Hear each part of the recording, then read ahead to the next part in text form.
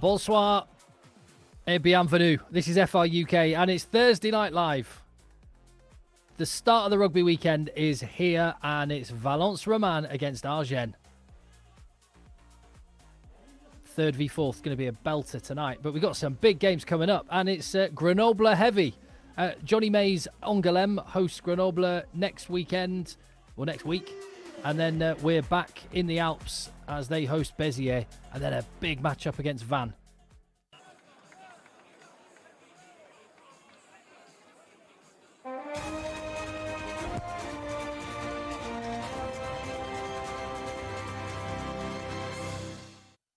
How are you doing? Thank you for joining us. This is 3rd against 4th in Pro D2, and one of the surprise packages of the last 18 months, Valence Romans, who are hosting Agen, who have got massive pedigree historically and have had a really good start to the season. That's our game tonight.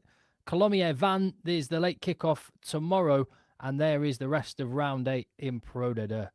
It is early days, but it's already getting very, very exciting. I'm looking forward to seeing... Well, I don't know. It's Johnny May. He still hasn't played yet, and he's not named in the side against Brief. So I was going to say him against Courtney Lawes, old mates, but not going to happen. That is what the table looks like at the moment.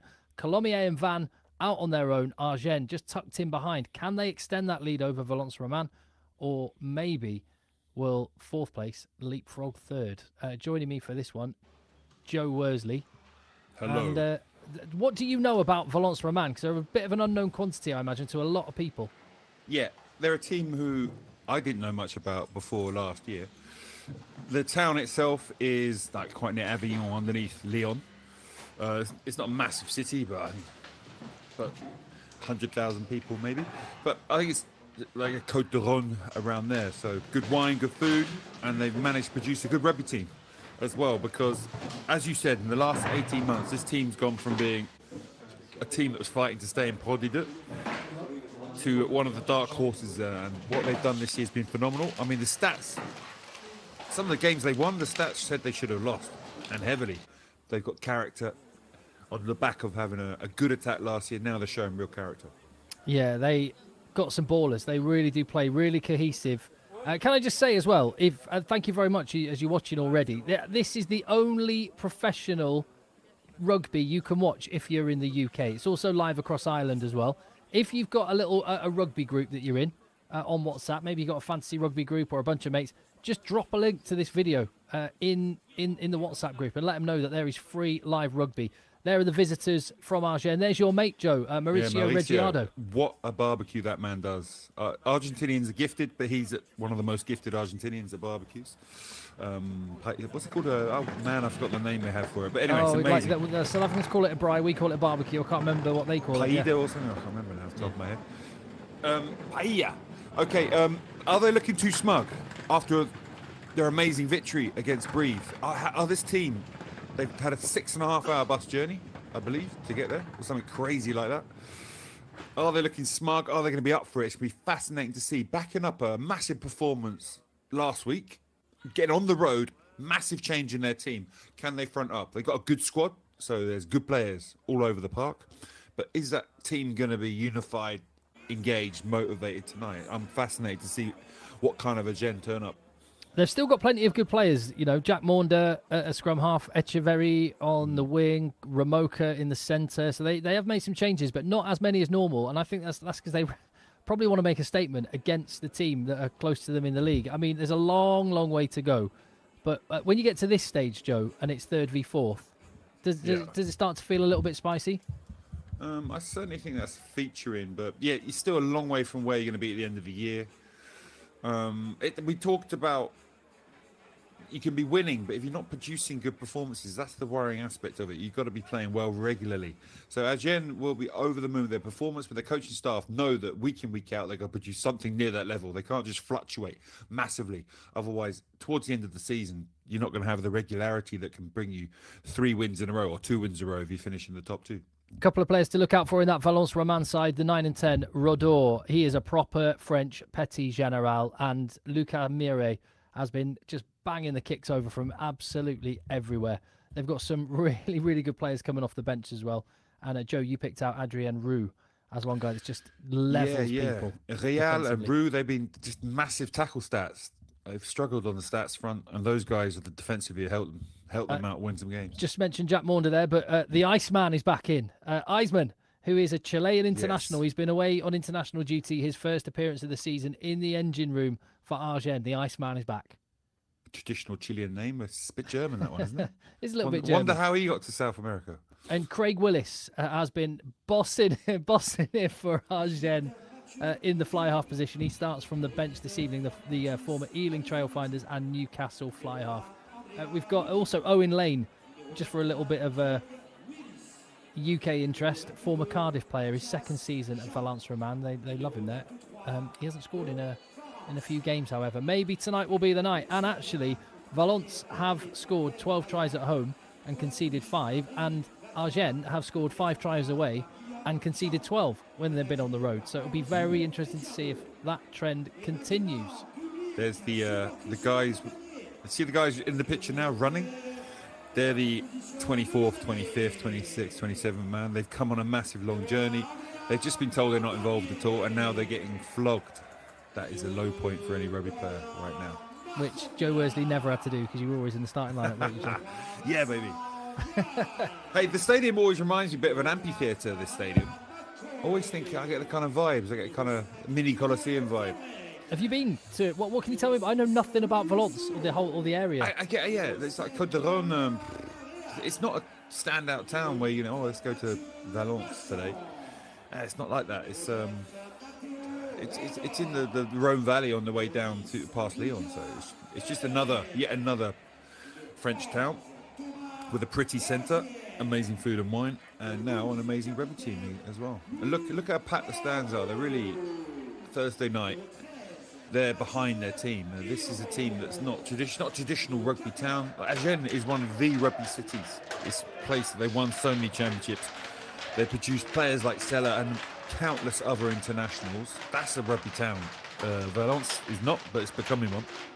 Tell you what, Agen's pack is absolutely enormous. They've got, I think, 4 players in their starting pack that are 125 kg or larger. It's a huge pack. DS in the chat has just said, when does actual kickoff? When's the actual kickoff? 8 p.m. Pretty much every Thursday night through the season for the most part. 8 p.m. here at FR UK Rugby. The rugby weekend begins, and Valence Romans in there. They've got the most distinctive kit in the league as well. The what do you call it? Just like checkered flag almost. Yeah, in France they call it damier. The damier is kind of that check effect. Oh, that explains their nickname because they are known as the damier. Yeah, so it's the checks. Yeah. It's Begler had a similar kind of blue and white check. That fella in the crowd was just hitting subscribe and giving a little thumbs up on FR UK. Why don't you do the same? He was just laughing at the Rattez clip from the weekend. That's all Rattez. Oh my god. Yeah, who had a hip flask of whiskey in his pocket and drunk it just before giving up the first try again. Well, hopefully there's no rugby own goals like that this evening for either of these teams, but we are very shortly going to be getting underway. And you're right, they're absolutely loving it here. There's Maurizio Reggiardo, who's Agen team. Got a big job on their hands. There's people queuing up the stairs, look, out in the park, outside. They haven't paid to get in, Joe. They built their own little scaffold and getting a good view. Love it. There's Jack Maunder, former Exeter chief. I was actually chatting to Billy Searle the other day about his days at Agen. Obviously the year before that at Toulouse. He had a very interesting couple of years in France, talking about his experience, how he changes rugby. Again, similar to Jack, for a 10 it's even more pronounced, so the way they can accelerate the play. Fascinating chat. Anyway, here we go. And the left-footed kick underway from Agen. Kicking to Valence Romans, who are in the pink change kit tonight. I think that again is part of the Breast Cancer Awareness Month. We saw a lot of pink in the league, and an early turnover straight away, and an early opportunity to attack for Agen. Not taking care of business. You're going to see plenty of that tonight. I think that was Clinio Ramoko with a hard carry. He goes north to south, as does that man. The big Tongan number 8.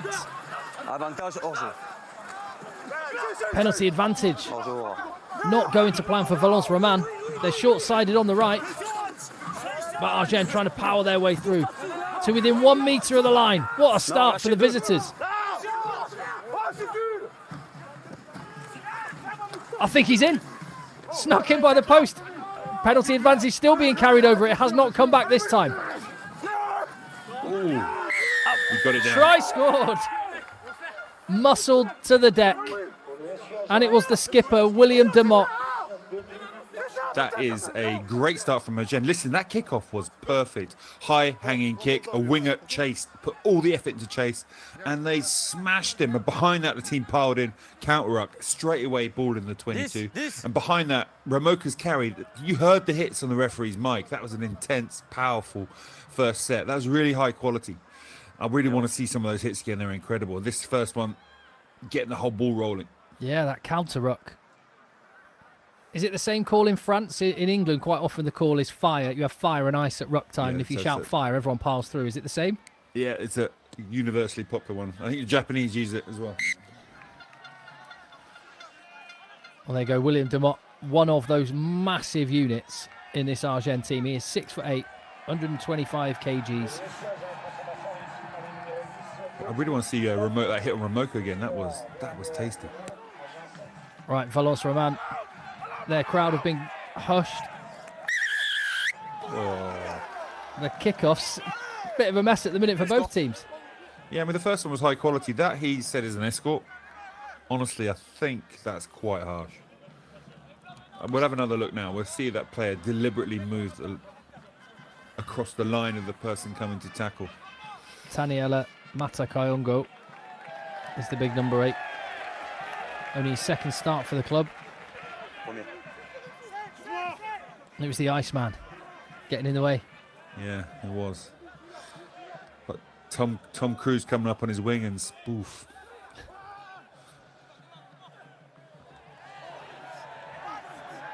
Maul set, Valence Romans.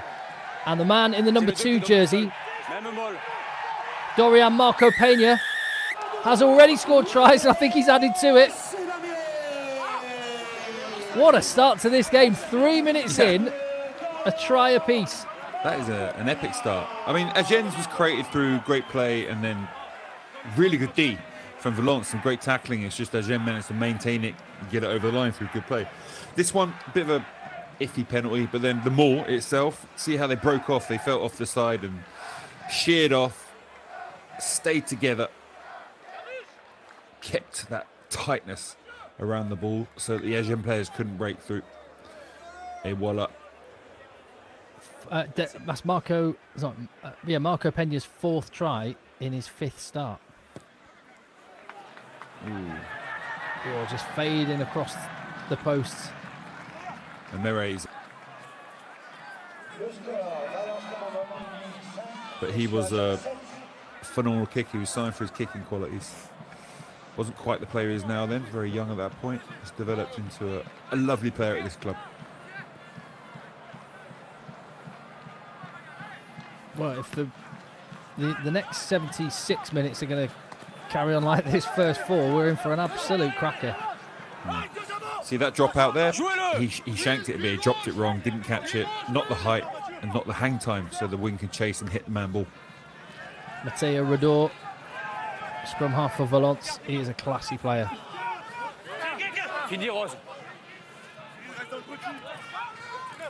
It's going to be interesting to see how they play in this middle third of the park. Knock on, nicked there by Mathieu Vachon. Nudge ahead by Guillemot. Potential 50-22 on the cards.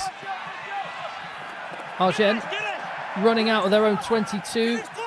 On his debut, the 19-year-old Lavie getting his first proper touch of the ball. And again, it's been lost, but from an offside position.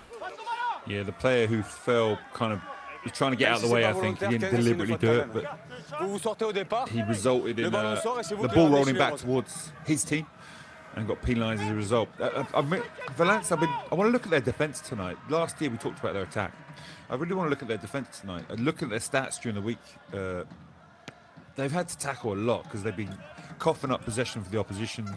Territory possession, oppositions have often had the superior statistics, but they've been defending and tackling a lot. But even tonight, in the first few minutes, I've seen some really intense hitting and high quality hitting from this Valence team. The steal that Vachon made through that good quality tackle, and he stripped him. Again, great impact, great steal, and then Valence had an opportunity out the back. Their defence looks like it's far superior to last year. The number 8 for Valence, Vachon, was formed in the Agen Academy. There's a few little interesting matchups like that. It's personal in a lot of cases.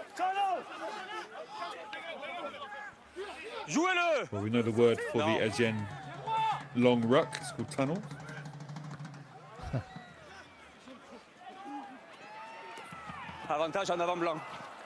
Knock-on advantage. And this is where last season Valence can just bust it open, and they get it to the right-hand wing. Owen Lane, former Cardiff man, with his first rampage. He's quite a big old unit as well. I've forgotten how big he was. Yeah, I mean, just there, Valence last year I think would have played. That's a lot more pragmatic from them. Yeah, they go high. Maybe a little long. And Echeverry get a little bit of go forward, but Valence have got Agen pinned. They're in their own half, and yeah, Jack Maunder wants to return the favour.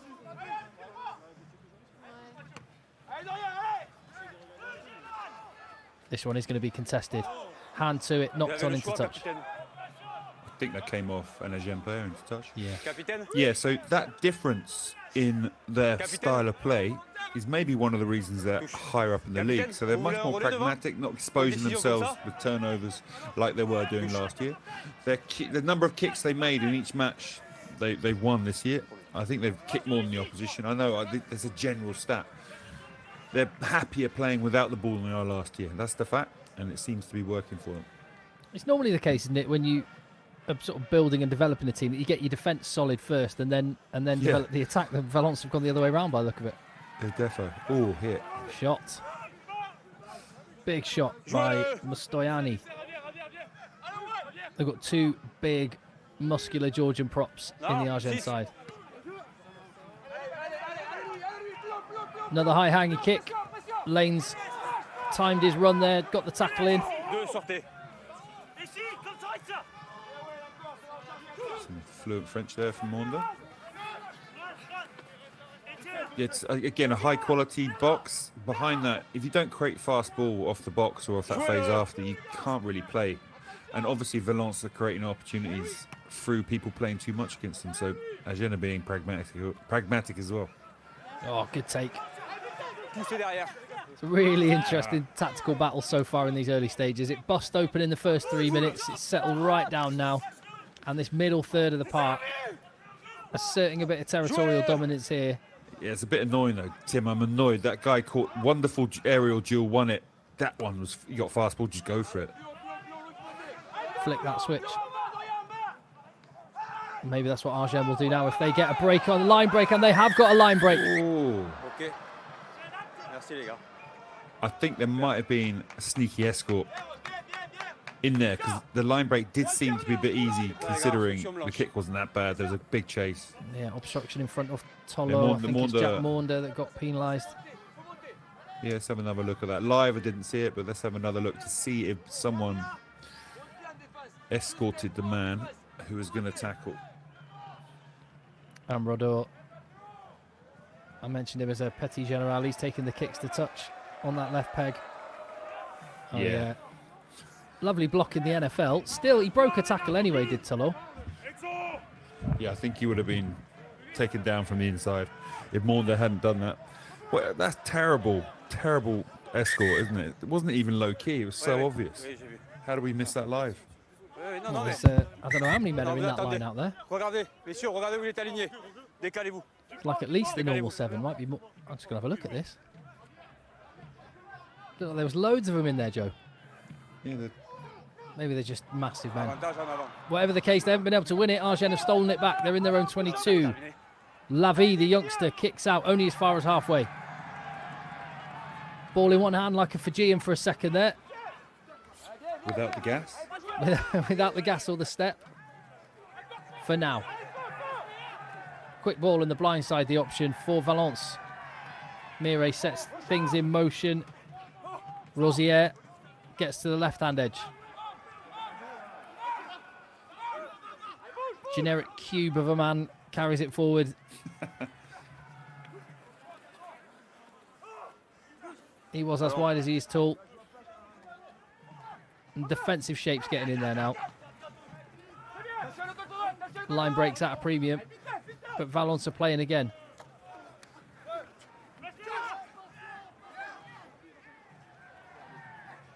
They've got the edge. If it can go, there's opportunity.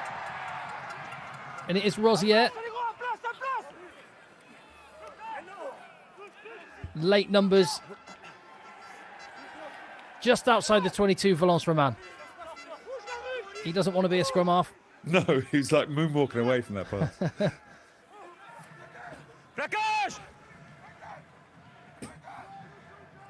Valence do seem to have good numbers whenever they go. Rosier's popping up everywhere at the minute. Unlucky. That was good quality from Valence. They do play a lot of shape. As soon as they got a decent hit up off that first block and some kind of fast ball, they created this opportunity you're watching now. And got some real go forward 30-40 meters. They'd be disappointed when they came back not to have a kick that led to more pressure. And behind it, obviously, the Jackal, had that been better, again, there'd have been quids in. It's quite impressive, though, how quickly they reload into shape and into depth, Joe, coming coast to coast. The more phases you go through at the minute, it seems to be a lot harder to break down defences, if anything. Yeah, it looks like in the opposition half, they're happy playing how they did last year. We just saw them, what, 7 phases, maybe 8 phases in a row. The ball never slowed drastically down. And I think it's a sign of what they're doing this year. They're becoming a bit more pragmatic in their own half. And when they do get opportunities in the opposition half, they are stringing together more phases. But I will go again. In the last 5 matches, their possession stats have been pretty poor. So I don't think they've been able to get that go forward. I think they've probably messed up a few passes, got the shape slightly wrong, and they've had to kick a lot more than they were last year. I will just point out our friends at Canal Plus, the cameraman, saw the I think it was a ball girl slip and then made sure the camera was on her for the close-up. Just the stitcher right up. Agen come to the right. Good go forward on the carries. And like I said, oh, that's the sort of defensive shot you want to put in. What a hit from Luan Real. And that was enough to make Agen cough up possession as well. Huge defensive shot. I want to see that again. That was awesome. I think on the number 8, we might see a high tackle. On Ramoka, I think number 8 tackle Ramoka early on. I think it was quite a high hit. Be interesting to see what happens there. But Real, yeah, man, his stats have been really good. He's not a massive man. I was thinking, okay, he's just running around making lots of tackles, but are they going to be dominant? Man, that one was so dominant. What a hit. All right, let's have a look. We didn't have a good angle from the camera angle we had. Here we go. So he got his wrong shoulder in. He was very high, and he put a shot in. Now, did he catch him? I think he's actually all right. Yeah. I think he catches him on the shoulder. He tries to get out of the way of it, if anything. Which I think is all right. He hits him on the shoulder. Hits him on the shoulder. You could argue no wrap. He obviously prefers one shoulder to the other. You see just putting that shoulder in, but I'm not sure if it touches, at any point touches the chin. Right, yeah. Now we've seen that, deal with that, ref. Let us see the massive shot from Real. Yeah, so his shoulder's certainly not touched the chin. Shoulder to shoulder. You could, well, head to head is a. It's the head, yeah. It's technically head in the, whatever, however they describe it, in the head space. Je pense que le plat serré était le meilleur angle au moins pour juger. Yeah, he might, but his head's not really. Yeah. He hits the ball really. Hard. He does. It's a little bit like Owen Farrell on Andre Esterhuizen all those years ago, isn't it? It's a similar one to those. I mean, less velocity in that one. Cet arrêt sur image, je vois clairement un contact à la tête, tête contre tête. Pour moi, c'est du jeu déloyal parce que le 8 rose est droit. Interesting to see what he's saying now. Peux-tu me repasser la même image à vitesse réelle pour juger du degré de danger, s'il te plaît? I mean, that angle looks good for the Valence player, for Valence. Ok. Pour moi, le The degré de bad danger est angle is élevé. the one Il y a de la where vitesse et de la from force. behind. From behind Je dois Valence, where it mettre looks l'angle like his d'en head but pour does pouvoir juger s'il y a une actually propension touch the certaine. head. Well, I'm just going to say, if you need 20 replays, then it shouldn't be Yeah. a straight red, or I think they possibly should. even a yellow. I think they should just call it quickly and get it done. I mean, to be fair, that style of tackling is what people need to get away from. He should be. Pour moi, He should be lower. He je should vois be pas de using the circonstance correct atténuante. shoulder. En His revanche, je vois technique's la poor. majorité de la force But au niveau du ballon.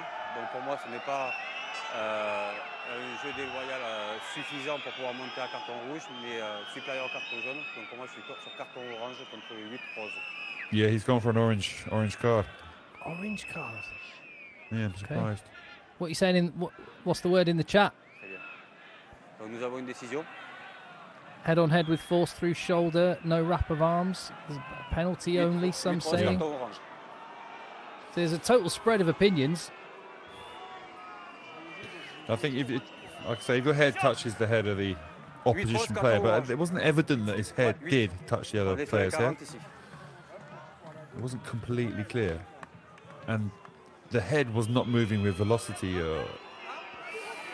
Interesting. So Mathieu Vachon has played his last rugby of this particular game. Valence will be without him for 20 minutes and then he will be replaced. Big moment in the game. Yeah, Agen look like here, huh? Agen are fronting up. Agen have come. That first kickoff, they're flying in. They've been flying in ever since. This is going to be a proper game. I know they changed their team radically, but like I was saying before, who's going to turn up? Are they going to be motivated? This would be a big sign for Agen. If this game, they go throughout this game maintaining the levels they have of motivation and execution. It will show you that Mauricio Ricciardo really is having a great effect on this club. Gauthier Lavie, second kick ever in Pro D2, and he's nailed his second kick as well, 100%. His debut in senior rugby tonight, the 19-year-old. And he's so young that he's got about a 2-week head start on Movember. He's been growing his Movember since he was 17. He's had a great start. Oh, we've got a replacement made already. Matthias Jean is on. We'll find out for who in just a moment. I didn't catch that. I'm assuming it's the 13. And the biggest disappointment is we still haven't seen that massive shot from Loan Real.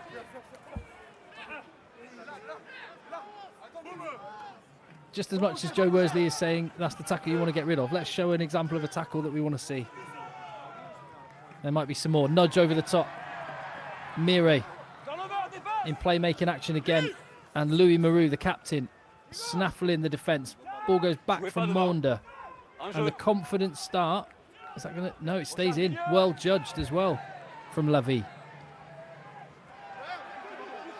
Again, fullback Joris Mora carrying the ball one-handed. He must have hands like Joe Worsley. Nakawera. Yeah. They have got numbers again on the edge. Carry on going the same way.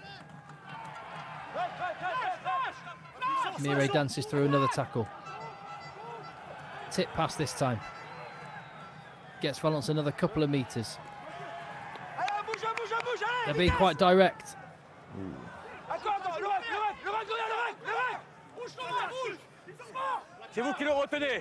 Mora, the Portuguese international, gets another touch. And Valence opting for the tip passes. They obviously notice Agen maybe got a little bit of a physical edge.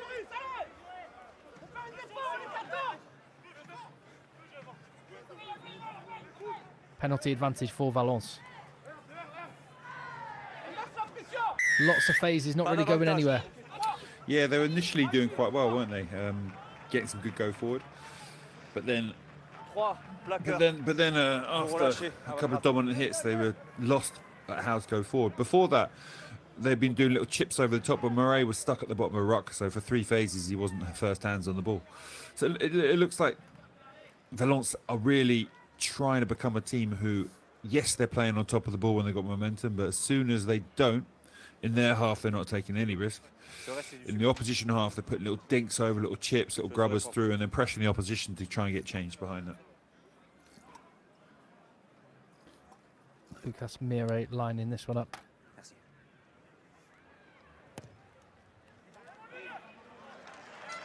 3 points as well. It's 8-10. Interesting question, actually. Rob says in the Premiership in England, a 20-minute red card, and in France they've done the sensible thing by having a different colour card for the 20-minute one, with an orange one. It's followed up by a disciplinary hearing, and doesn't know if it's the same in France. Nor do I, Rob. I should know. We will find out. I will get on the case with that one for you, mate. Thank you very much in the chat.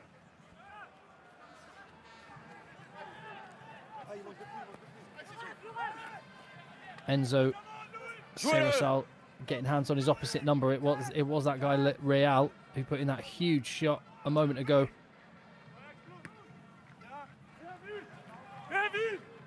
A clean exit. Yeah, what are you making of this then, Joe Worsley? 17 minutes in. Yeah, I'd be interested. It's the first time I've properly watched Valence, and I can see now those statistics I looked at today: more kicking, much more tackling, territory and possession lower, happier playing without the ball. I'm seeing a team that's reflecting that. A bit more of an all-court team this year. Last year they're very heavy on the attack. It looks like they've been working a lot harder on their pressure game and their defence.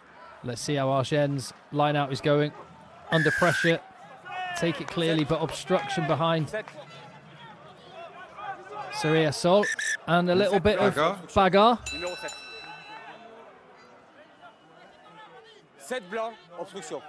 Is it even a Pro D2 game if there's no bagarre?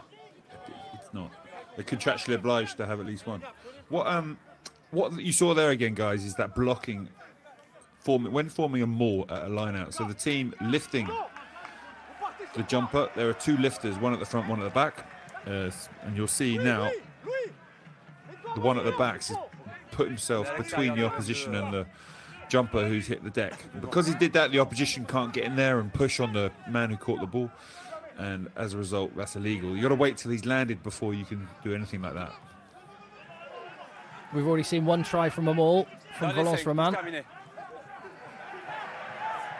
And again, Marco Pena has hands on the ball. It looks like it's going to come out this time. Better job done of halting it from Agen. Out the back, Lucas Mire straightens it up. Body's on the floor, so they're a little bit short-changed with support, but managed to get it away to Rodor, and a penalty with it.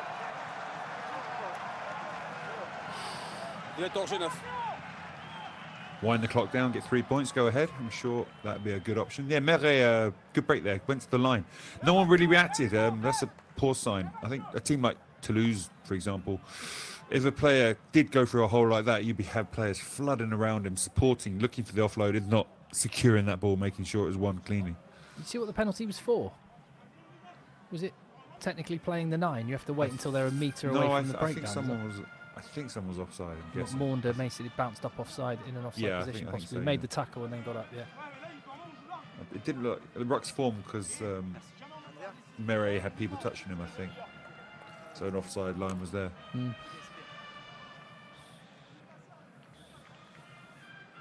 Little Johnny Wilkinson stance from Mire like that. And he adds to his tally. 3 more points, putting the home side in front, 11-10. First quarter of the game done. And Valence have recovered really well after getting that orange card. Very, very steady way, but I think dealing with cards is a lot easier when you are an all-court team who can kick and use the pressure game more. Just looking at the players that might come on for Valence Romans, because Vachon is a loss. For now, though, Agen there goes past Demott, I should say, to the tight head prop, Stoyani. And the hooker, Deligny, who was signed from Valence Romans. He's gone back to his old club tonight.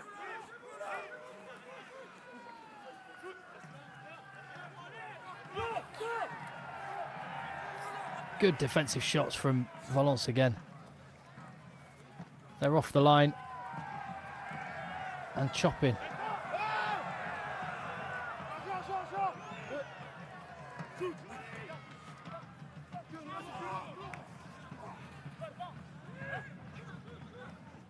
The line speed really good.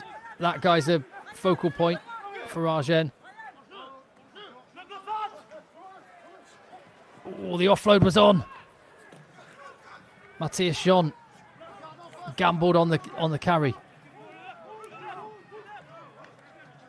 Agen starting to probe. I haven't really mentioned Kazamaju so far. Carry and an offload from him to Machua. Steal. Really good defence, Valence Roman. I was waiting for that to happen though, but Agen, not one time did multiple players attack the line, manipulate the defence, create at least a one-on-one. It was and every time 9 was passing to 10, there was space earlier. So someone coming off a 9 shoulder. They're a little bit clunky and robotic in attack again at the moment. They're going to have to attack the line with a bit more panache and a bit more team unity. We saw that Bayonne try the other day, Tim. We're watching it, purring about it. The number of people hitting the line simultaneously. The passer having 2-3 options to give it to was allowing people to get past the tackler who just couldn't get his body in front because he wasn't sure who was going to get the ball to the last minute. If you just got one guy running the line, it's easy for the defence to get off that line and pile him. If you've got multiple runners, that's how you hold people, that's how you create space. Will they go to the maul again? Certainly shaping that way. Worked so far. I've got a rumble on this time.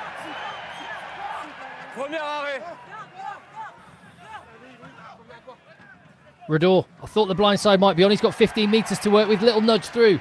Kazamaju has to carry it over his own line.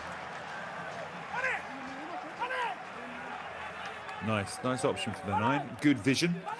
That maul crept in field. As it crept in field, they obviously short on the short side. 9 nearly snuck off, but he got back in time. Oh, the eyes looking one way, the run going the other. He's done that a bunch of times before, hasn't he? Again, more time coming off the clock. Second season for Rodor in Pro D2, signing from Perpignan. So he's got top 14 pedigree.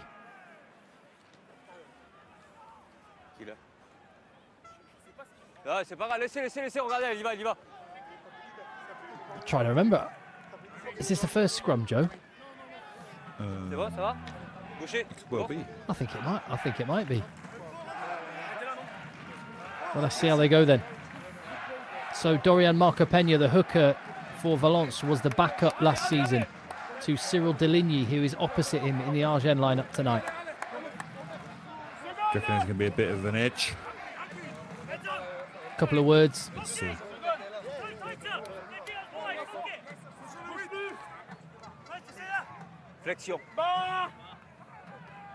Valence have dropped one of their backs.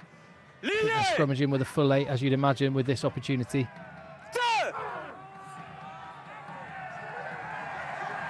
And they've got a nudge on that. Penalty advantage as well. Free ball, Lucas Mire. Oh, yeah, dropped it. I thought he'd run it over his line beautifully into the gap there, but he didn't secure the ball properly. What a shame. The scrum penalty, I think the loose head for Agen went down. Odashvili, the Georgian. We can maybe. You must have coached him at Brive, Joe. He was there last year. And I didn't coach his scrum. You can see his elbow hit the deck. Nothing to do with me, Governor. Yeah. I heard his defence is amazing, Joe. Yeah. Clearly been coached well on that front. And his moustache is wonderful. Yeah. Well, he was under pressure, you're right. But I'm actually dissing him. It wasn't him. It was the... I think it's actually the tight head who got done there. The replacement loose head, by the way, I'm just going to put this one on your radar. The replacement loose head for Agen, who will come on later for debut, is absolutely enormous.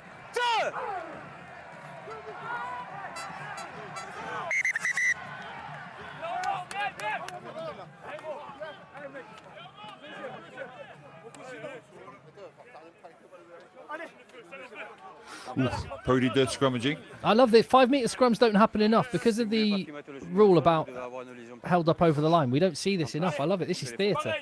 Yeah. That was a great rule change, but yeah, I do enjoy a 5 metre scrum. Let's have a look. Come on. It's such a good opportunity to score. They've got their 12 on the ass, the loose head pushing.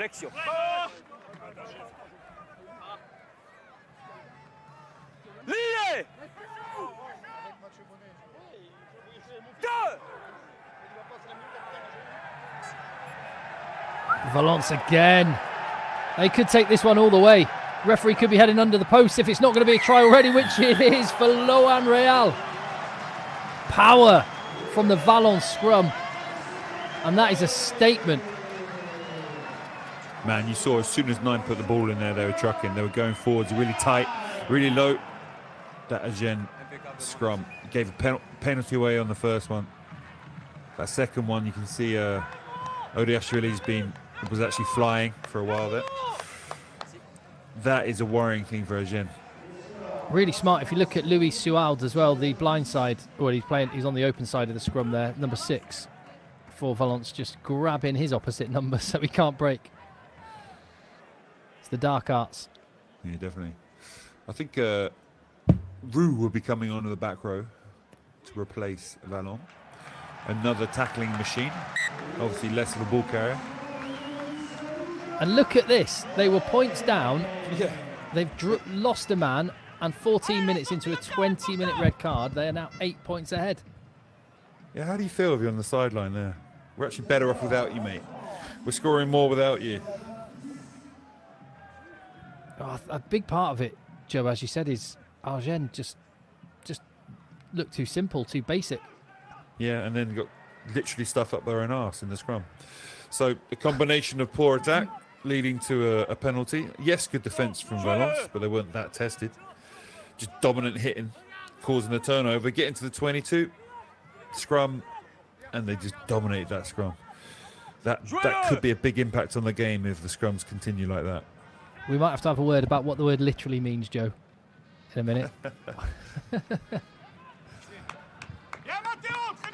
Yeah, Valence are literally ahead, but I'm not sure Agen were literally pushed up their own backsides, but we'll wait for the replay.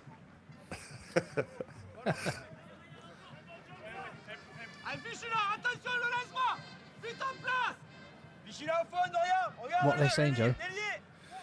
Get in place quick, be clear of the throw over the top, shouting out various things they've seen the opposition do that week. It is actually quite nice that that all of the things you say in England playing rugby it's exactly the same. Ooh, how do you not catch that? What universal language of rugby. Nice little bit of volleyball from Jack Maunder there, and a big carry from Matakai Ongo, the Tongan. Echeverry with a step. Ollie Cummins, I haven't really mentioned him this evening. Another youngster in the Agen backline. Now we're getting more of a balance of the power and the pace that they've got. Ramoka, he's going to run hard and straight. What opportunities will it prevent outside? None when the Iceman's in town. Odishvili, wasn't his day at scrum time. Lives to fight another day in this breakdown. Front rows combining. Valence's defence is well organised now. Everyone on their feet. Are we going to see a bit of that inventiveness from Agen that Joe Worsley was saying was lacking? A little bit of deception. Does feel a little bit, Joe, like just repeated phases. At some point there's going to be a turnover. Well, there it was. Yeah, exactly. They're lucky they got forward. They ripped it out and they went forward. Again, the launch play was good. I mean, honestly, the line out was butchered. It went straight through his hands, but it fell for them. And they followed through the launch play they planned, as we're seeing here. And they got that half break, and then they were trying to play quickly on top of it. But Ramoka had a good challenge on him, a good tackle on him, slowed the ball down. And again, Agen just couldn't get it fast again. They couldn't speed it up. Because, again, as you saw, one man threatened the line, not much around him going on to isolate defenders and pull defenders apart. And as a result, if you carry on like that for phase after phase, at some point, turnovers will happen. That does seem to be the trend in rugby at the minute, Joe. I mean, you'd know far better than me, but go back a couple of years in possession, people were really confident to keep the ball phase after phase after phase. But now it seems like people want to try and do the damage in many fewer phases. Yeah, I think there's far more points, not far more points, there's a lot more points scored now than before. I think attacks have got better. They're going harder on some ruck situations, making sure the tackler is really releasing some other balls around the ruck, which made that probably a little bit fairer. But yeah, teams now, I think the majority of teams, unless you're New Zealand level skill, would struggle to keep hold of it for 4, 5, 6 phases. After that, it's tough to keep going. You're better off attacking the space, and if that's in the backfield, it's in the backfield with a kick. Well, I suppose the actual quality of kicks is a big part of that. But that's a much better scrum from Agen. Good platform to work from. What can they do? And it is a kick they go with. And Echeverry is completely out there on his own. Beautiful. They're having a look here. See if he's onside when he kicked the ball. Not a huge amount of celebration from Agen was noticeable, or from Echeverry. Yeah, it's quite muted, wasn't it? I think he's well behind. Yeah, it I seemed to thought me. he was. He's really quick. There was no little alarms going off in my head there. Let's have a look. Come on, let's crack back to it. Echeverry's great character. Again, he was at Bordeaux for a few years as an espoir, an academy player. Real good kid, good lad. Is it putting it down? Did he not put it? I thought he put it down with his arm. Pretty sure he was onside. He did drop it. That's shocking. If I was a teammate, I would be dark about that with him. He could have put it down on the line. He could have dived in. I thought he popped it down with his hand. With just a little push. Oh no, it was Mora. Just pushed it from the backside. Man alive. Got under his arm and just nudged it out from behind. No wonder he wasn't celebrating. That's shocking for a winger. Shocking. He's got an amazing finishing record as well. Yeah. Exactly. He scored 13 in 24 last year. Here you go. Have another go. There's been some big carries from Matakaongo already. Demott, the try scorer for Agen. Ramoka tidies up that maul. He carries. Fend gets himself to within 5. They need quick ball again. The opportunity's there. Has the opportunity just gone? It's been nicked, I think. No, carried. They've still got it. Fight, bun fight on the deck. 1 metre out. Agen looking more potent. Can they make the final metre count they've got there? Can't see exactly which player. It's the moustached Georgian, Odiashvili, who scored that. Omar. That'd be on his highlights reel. His first start for Agen. That is going to be on his highlights reel for sure. Ramoka is powerful, isn't he? He is. He literally stuffed that guy up his own. Up his own.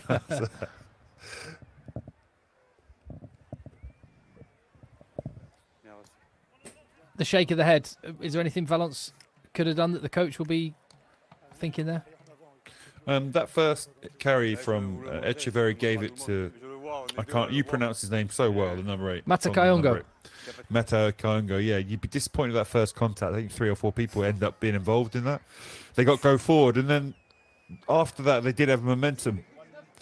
Again, a donut hit, and then we saw Fijian on a rampage again from just a situation where they hadn't put players on the floor. Normally a good defensive team. They're obviously at 14.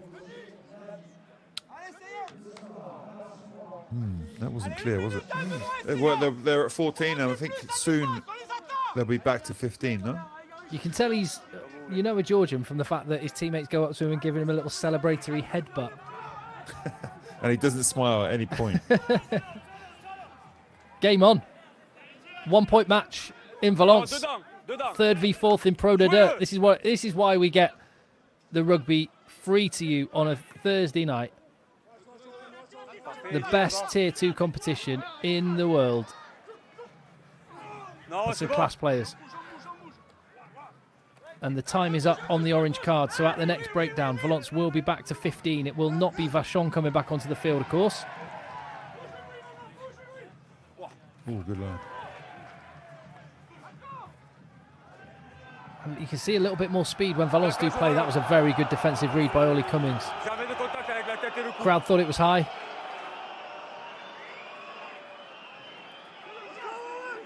Owen Lane.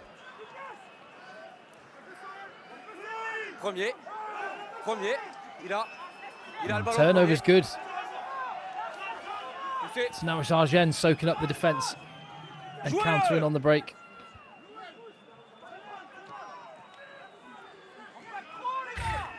Five minutes left in the first half. By the way, you're going to hear from Sean Edwards. Joe Worsley bumped into his old mate from Wasps, Sean Edwards, earlier today. We're going to talk about the French squad that was announced yesterday. Just make sure you stick around at half-time for that, as well as nipping off for a brew, perhaps. Oh, there is space on the left. There's numbers. They're stacked up deep. The two 13s coming into contact. Valence quite happy to go coast to coast. Stay narrow on this one. Try and hold some of the defence. Out the back it goes. 5, c'est fini, 2, 6. Penalty advantage. Oosh.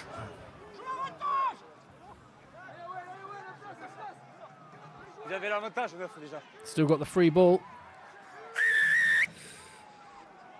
Yeah, you just saw a little bit more class in attack from Valence there, didn't you? You saw the 9 just playing it quickly and hitting the space around the ruck at one point, getting a half break. Little moments like that are things that Agen just don't do to the same level. So, yeah, Agen, I mean, Valence, when you play a lot of shape like I did earlier, with 14 minutes even harder. So they did get turned over. That opportunity there came from a kick, an aerial duel, contestable that fell for them, and then they got fast ball at the back of it. But they were, like we say, capable of recognising its fast ball, recognising the defence is at 6s and 7s. The space that time was next to the ruck, so they attacked there. They're more comfortable on the ball than Agen. Oh, that's Verdu, the 10 for Lyon, a local boy, I believe. He's in. I think he was in the French squad. I don't think he is anymore. They've picked Sagon ahead of him. Well, hey, stick around at half-time. We'll be talking all about the French squad and the 10s and other positions that are there.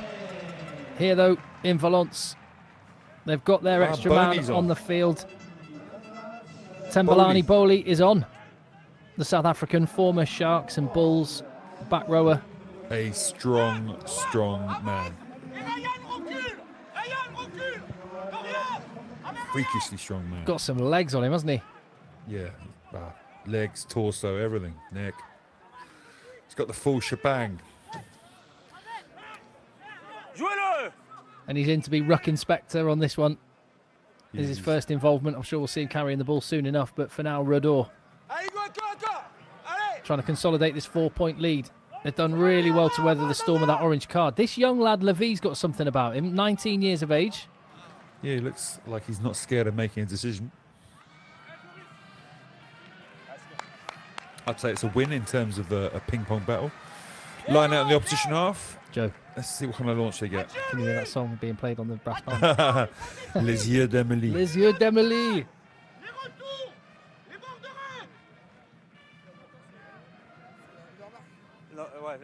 Banger. Advertising works as well because I now want a McDonald's. Hunger pangs. 2.5 minutes left from the half. What can Agen make of this attack? Ooh. Oh, another shot.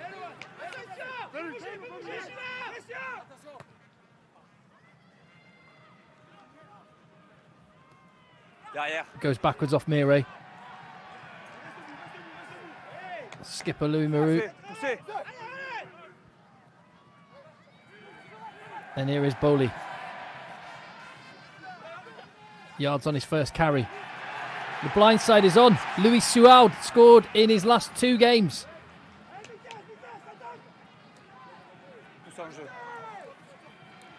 Intelligent play on the gain line just to get that extra half yard, generate a little bit more speed. Can Valence finish this half with a bang? Back up to 15. Rodor, he really is attracting the defenders round the base. Non, il est pas au ballon. Fini. Boli plays provider. Out the back twice. Inside ball. Rosier. Carry rides the first hit. 6 metres out for Valence Romans. 4th place, hosting 3rd in Pro D2. Valence want to change that on the table, and Owen Lane is in for a try. Patience. Deception. That was a good try, huh? Variation and a clinical finish in the end from Owen Lane. That was a fantastic Valence. That's what we saw from Valence last year, that kind of play. Again, 8, 9, 10 phases. Intelligent support lines from wingers on the inside. They stretched the defence. Someone's overchased. Inside's not worked. Boom, give it to him. Off they go. And again, that's the same player who's worked his way around. That's how hard the wingers work. He was the player we saw carry before on the other side of the pitch. He's got up. He's worked his arse off to get round the corner, get behind the 10. And then now the 10, he can run at the line. He can run at that defensive line. And the defence there, we're looking at the players outside the 10 because they had numbers outside. So the outside defender ran to those players he didn't see. Behind the 10 was the winger who just dropped into the gap. We are going to have a restart in the first half. A couple of seconds left on the clock. This will be final play. Gather it and kick it out. You'd imagine might be Valence's plan. Owen Lane has been on a, well, I won't say a try-scoring drought. He scored in the opening weekend of the season, but he's had 5 games since with no try. And, well, wingers just, they don't like going that low. In fact, that's something that Johnny May even talked about in our interview on the channel, Joe. That Yeah. He finds it painful not scoring. Yeah. Well, Owen Lane's had that feeling again, and brilliant timing for it as well. And it does change the complexion as we go into half-time. Agen were ahead. Valence lost a man, and Agen have just clipped since then. 28-17, 3 tries to 2 at the half.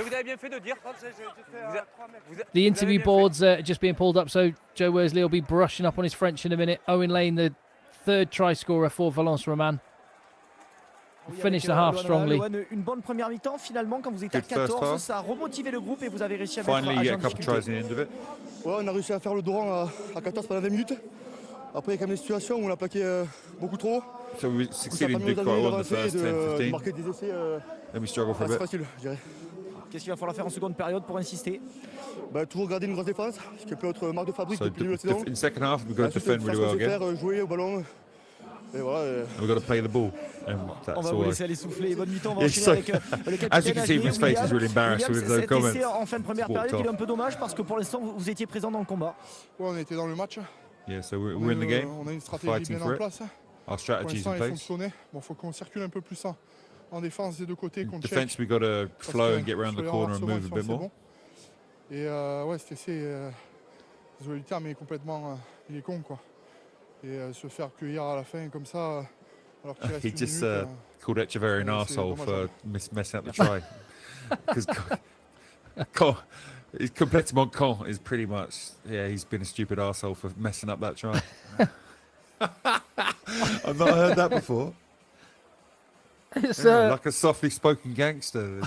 I'll tell you what, there is a future as a baddie in as a gangster in a movie, or a bouncer if not, for William Demott, as it is his side trail. And the half-time score at the moment, believe he said 17 to complètement Valence con. Romans 28. I can't believe he said that.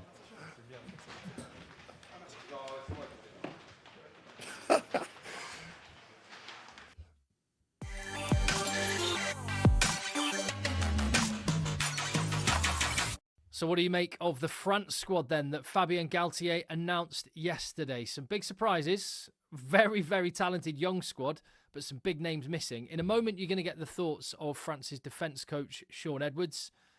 Also, a good mate of Joe Worsley's from their Wasps days. Joe caught up with Sean in France earlier today. And so you get those thoughts in a minute. But let's just have a look at the squad firstly, because just to underline how many big name players are not there. There is no Antoine Dupont, no captain, talisman, and the best player in the world as they take on the world champions. But it's deeper than that. There's no Owini Atonio. There is no Cyril Bay. There's no Piato Malvaca. There's no Francois Cross. There is no Yoram Moafana, no Teo Atisogbi, no Thomas Ramos.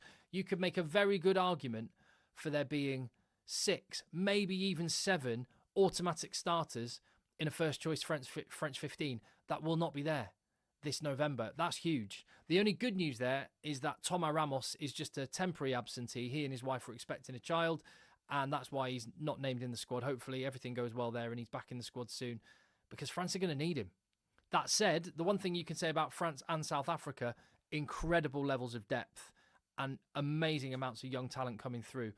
And you know, you look at this squad, it looks a little bit more like the sort of squad that you would send to a test series in July a development squad in some cases with the number of young players. But Fabien Galtier, not afraid to make bold selections, and he is picking on form. Just look at how many players there are from Pau and Bayonne who are riding high in the top 14, and the top 14 is a proper competition, so it is a breeding ground for test match animals. And Fabien Galtier putting his faith in the likes of, well, Jimmy Maximin, the giant lock for Section Paloise. He scored the winning try against Toulouse at the weekend. Another huge Jurassic-sized lock in that France squad. Aaron Grandidier Nkanang, the 7-star, who's been brilliant in the top 14 this season for Pau as well. They've got the youngster Brai Boiry, the centre, who's in age just 19. They're churning out some incredible talent at Pau. And the same goes with Bayonne. Czech Thibaut is someone that Joe Worsley's been raving about for ages now as a counter-attacking fullback. He is in. Will he get any game time without Thomas Ramos? That remains to be seen. And one that me and Joe have both been absolutely loving this season, the flanker from Bayonne, Esteban Capilla. We were talking about him on a video the other day. He is tearing it up, arguably the form back row in the top 14. Will he get any game time? That remains to be seen. But let's get the thoughts then. Let me know what you think in the chat. And have a listen to what Sean Edwards had to say when Joe Worsley caught up with him briefly in France earlier today.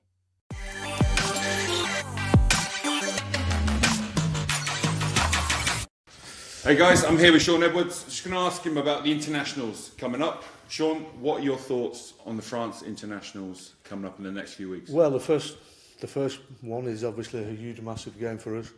You know, to play against the world champions. They've obviously, recently they've been absolutely on fire. Yeah. I think they've been averaging 38 points every game. 38. Yeah. Nightmare for a defensive coach. Yeah, but it's also a great challenge as well. So, if you want to be the best, you've got to beat the best, and they've obviously been the best in the last 4 or 5 years. Yeah, cool. And obviously the World Cup thing, that history. Yeah. I'm sure the boys want to right some wrongs maybe there as well. Well, yeah, it was the closest of games, wasn't it? We lost by 1 point. People got to remember that, and there's obviously you always have that competitive edge where you want to win against somebody you just lost to. Yeah, definitely. And what about the other games, Fiji and Australia, right? Well, Fiji, obviously, very, very much an improving country, particularly in the scrum and the line out. They've got good coaches and good players in those positions. And then Australia, who's obviously been in good form recently. They've really, really improved. And obviously with Will Skelton's playing and Valentini, etc. They're really a world-class team. We have to win 2 out of the 3, I'm told, to be in the favourable part of the draw. Yeah. For the World Cup coming of course. For the upcoming World Cup, and so there's pressures on, which is good. Interesting. I mean, it's not ideal. They're all battle hard and been playing Lions tests. They've been playing in their championship. Obviously, Fiji won't be quite as battle hard, but you guys, most of these players haven't played together. They didn't go on the summer tour. A lot of them. Yeah. It's a headache for a coach, isn't it, having that problem? Yes, it is. Yeah, and people don't really understand it because there's different levels, and obviously club level rugby is of a certain level and sometimes very, very high. But the international level, you'd expect it to be that much higher as well. So our guys they've got to go to a higher level than they've probably been playing recently. But I've every confidence in them because what I've found with the French lads, the bigger the challenge, they really rise to it. Yeah, that's true. Okay, just last question. Some players, there's a French squad, a lot of new names, a lot of injuries, but a lot of new names in that French squad. Can you give people back in England an idea of, and Ireland, and further afield, obviously, FI UK watches in America and Canada as well, South Africa, but can you give us an idea of those French, maybe 2 or 3 players who they don't know about? Yeah, tight head is coming in, Regis Montagna, he plays for Clermont, he's around about 25 I think, so he's definitely one for the future. In the backs, most of the experienced players are playing, but Pierre Barassi, he's a fantastic centre, very, very explosive, very fast and powerful as well. So defensively, strong. He's very aggressive in the tackle. He's a big, strong guy. Okay, and another lad who in the half-backs who who's going to be fantastic for the future, is Baptiste Janut. He's actually been the captain already of Clermont, and he's definitely one for the future. What is it about him in particular?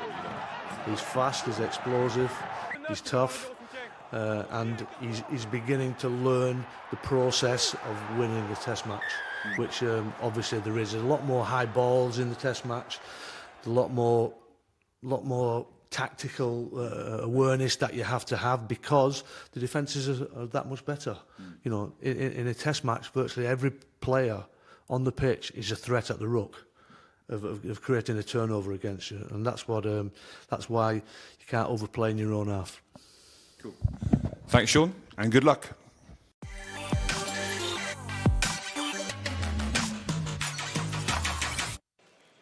Loads of great content like that is on the channel.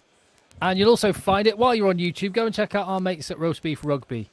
Got Rich and Rob, Dick and Bob, who are out there in France half the time. I don't know if they've actually got a job. They must have to afford it, but they don't seem to have, because they're out in France all the time following the rugby and putting out some great stuff as well. Here on FR UK, if you haven't already subscribed, do so and join us next Thursday. Right. Day before Halloween. Hopefully oh no, I'm not going to go down the whole nightmare pun. Hopefully Johnny May is actually playing and back fit, firing for Soyo Angoulême, who welcomed Grenoble. He is. Is he back? Yeah, I think so. But Hardwick's belly, he has put some timber on, hasn't he? That's another terrible photo.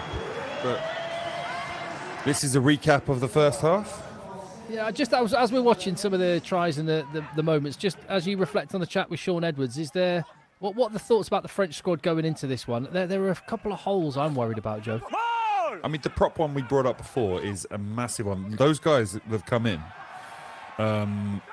you got a very young Toulouse player in Bertrand, very inexperienced. I don't think he'll be involved, but someone like Setiano will be. He was at Toulon for years. He's now at Bayonne. I mean, he's carving up carrying, but then the scrummaging, we'll have to wait and see. Regis Montagna, he's been going all right. He had a good tour to New Zealand. I think he's probably going to be the guy they lean on the most, I'd say. The Clermont player that Sean brought up. Yeah, and in the back line, one area I'm interested in is the fact there's 4 wingers in the squad, and if there were an injury or something to Penno or BRA, all they wanted to put someone on the bench. Dreyan he's got Le Beat speed and finishing ability, but it's interesting, the story of Grandidier Nkanang at Po. Yeah, isn't it fascinating? Englishman abroad. Yeah. Well, half English anyway. He went to University at St Mary's in Twickenham.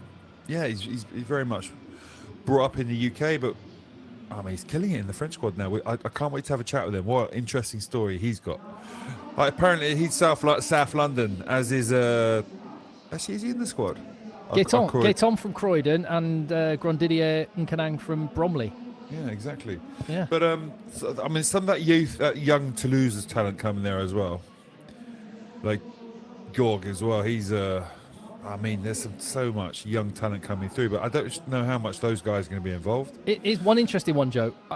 I've noticed Aldrit has been on the bench for La Rochelle a couple of times. Is that resting him up, or is that he hasn't been quite at his level this season? I don't know whether he's just easing himself into the season, or could Mikel Guillard, who played really well in New Zealand, potentially even be the starting number 8 for France? I think last year they did the same. Aldrit got rested in and around the internationals, and he got a lot of grief because La Rochelle weren't winning last year. They weren't winning, and then Aldrit was getting a lot of pressure on to come back, but they stuck to their plan because his way of playing is full on. He has so many actions, so many tackles, so many carries in the game. His body is a little bit knackered, I'd say. So if you keep hammering him, he's going to pick up bad injuries. So with him, you've got to look after him, and that's what they're doing. I'm sure the French team are going to have him on the pitch unless he has got a bad injury, which I don't think he does. You need him on the pitch. He's one of the leaders. They're missing Dupont. They're missing Lucu. They need people like him on the pitch. Yeah, I think I agree with you. Although, like you say, some of the young players that have emerged into the French team, and probably the 2 most prominent in 2025 have been Mikel Guillard and Oscar Jegu. Absolutely class. Yeah, very good. I mean, another player no one gives much love to is Hugo Oradou. He does so much work as well, but you got him and Flamand maybe starting in the second row. They're quite lightweight. they're not massive. You're playing against South Africa with those two. The scrum becomes an issue, especially got a tight head who's not that experienced. It's a really interesting situation they've got. Will they have to instead pick like a Taufafina or Miefu to make sure the scrum is stronger? Or Guiar in the 4 jersey. And then they lose that mobility they have with someone like Orodu or Flamand. Guiar, I think, definitely could come in for one of those reasons, like in the second row or back row. He's a fantastic talent who can play either. Well, there you go. You can let us know what you think in the chat as you enjoy the second half of this game, which, well, it was poised really nicely. The home side, Valence Romans, just hit the accelerator in the last 10 minutes of the half and have themselves a little bit of a cushion. Could fourth be about to overtake third in Pro D2? I think Valence just showed why they are at the top of the league just then in the last 10 minutes. They saw out that orange card and they created a wonderful try. Let's see if they can start off again. Well, they kicked to Agen.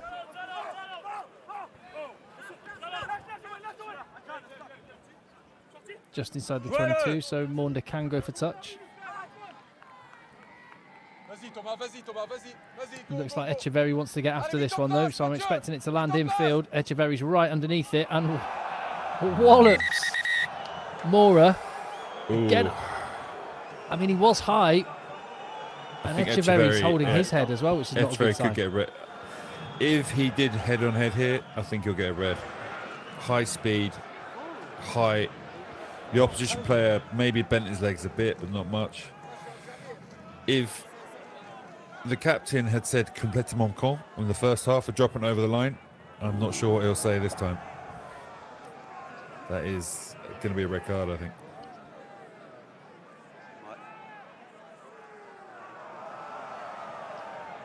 I think both players are going to be off the field.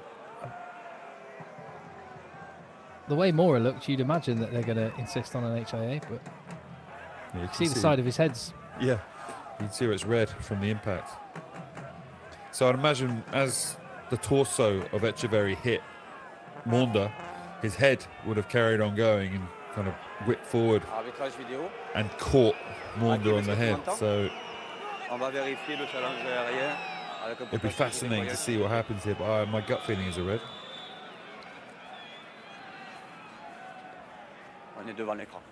Let's try and listen into what the referee's saying.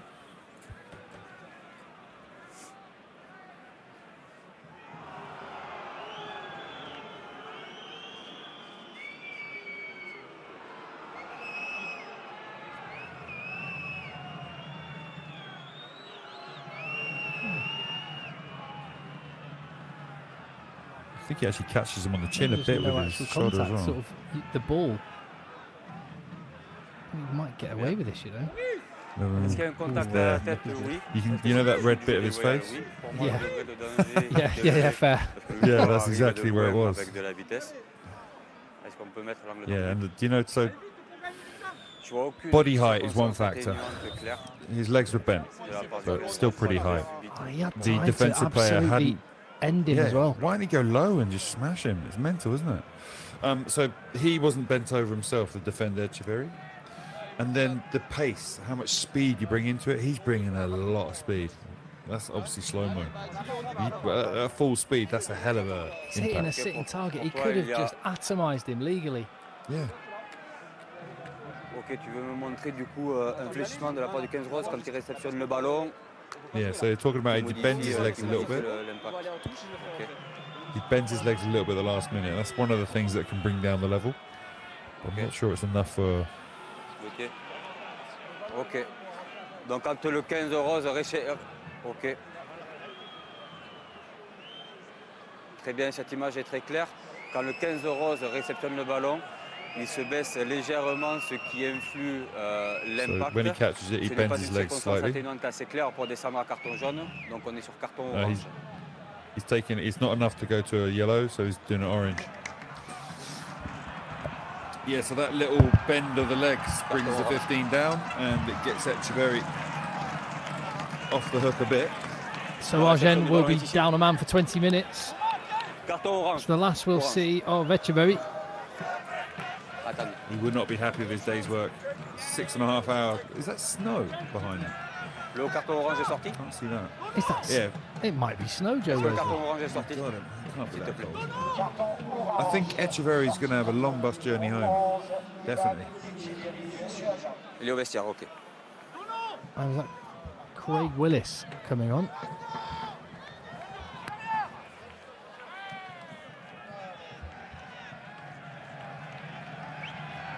Double check that in a moment. Yeah, it looks like Craig Willis is on. Unless he's changed So what number. should we go to? Doesn't look like.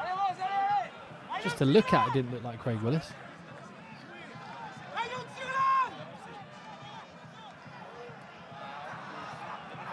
Stolen line out from Agen. And the young man lobbed into touch, managed to keep the ball aside, but Valence pressing the advantage early on.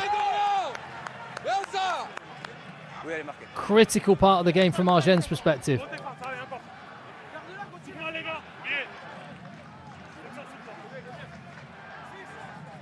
Yeah, generally really disappointed with that. Oh, beg your pardon. It's Idrissi. Of course, who's on. Valence Romans already have one more try. And it's that man again. Marco Pena with a second try of the night. Breaking off the side of a maul. Taking it home and rubbing salt in a fresh Agen wound. Yeah, Fabien Fortezan, the coach, I think he'd be thinking now this game is in the bag. The first 20, 30 minutes, Agen were in it. They were fighting. In that last 10 minutes of the first half, despite having the numerical advantage with the orange card, they hadn't scored. They let Valence score, and then they took a wonderful try from Valence. And then Agen had come out in the second half, a massive error. What should have probably been a massive hit for them, pressure on the opposition, creating opportunities in the opposition half. Because Echeverry messed up again, they should be at 24 points, not 17 because of him. Because he messed up again, now instantly penalty, maul, try. That is a painful last 15, 20 minutes of this game for Agen. Well, Valence are averaging 34 points at home this season. They've just ticked over into 35. They have a man advantage and there's 42 minutes on the clock. We had a question in the chat from Kilndown saying, do you know why Fani Ganofo isn't playing for Agen? He's been central for them. He has, but I guess this is, Joe, part of the rotation of the away games and a very, very long season. Yeah, it's the bin juice theory in effect. There's still a decent team for Agen out. They certainly would have been targeting better than 35-17. Oh, for sure. No, you saw them. They were in that first half hour. They were in it. They were in it for sure. Maybe they're missing that bit of class in attack, but they were motivated, tackling, doing all right. And obviously the scrum was struggling, but listen, we haven't had that many scrums. We've not seen that many scrums. So that's not been a huge factor because of that. Been more their balls. They should really be within one score, but Echeverry's double whammy error has resulted in them looking down the barrel of a gun after 43 minutes. You just saw a dejected look on the bench from Agen's lock, Javier Iceman. The Iceman, not very happy. Yeah. His first appearance of the season. It's not going to be a fun one. He's been grounded. He's been grounded. He's off.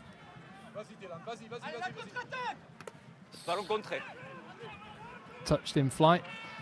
Everyone on side. Owen Lane, try scorer for Valence.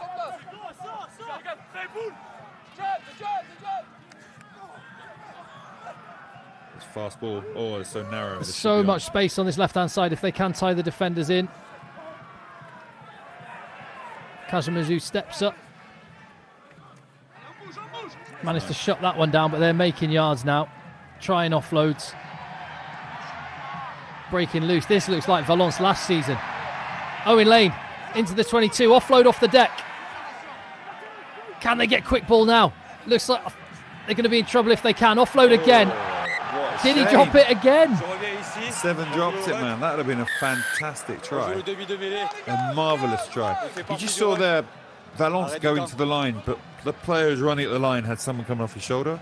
As a result, when 2 defenders dived in on the ball carrier, boom, little tip pass, off they go. Première mi-temps, on était sur 3 pénalités. Là, on commence début de deuxième, en 5 minutes, vous en refaites 3 autres. Disciplinez-vous, s'il vous plaît. Ici, le participant au rock joue sur le demi-de-mêlée. So he penalised Ramoka, I think, who was participating in the ruck, and as the 9 picked up to pass the ball, he followed through and whacked him with his arm, affecting the pass. Oh, Marco Pena could be on for a hat-trick here. He's already scored 5 tries in 5 starts this season. Oh, Number 3 incoming.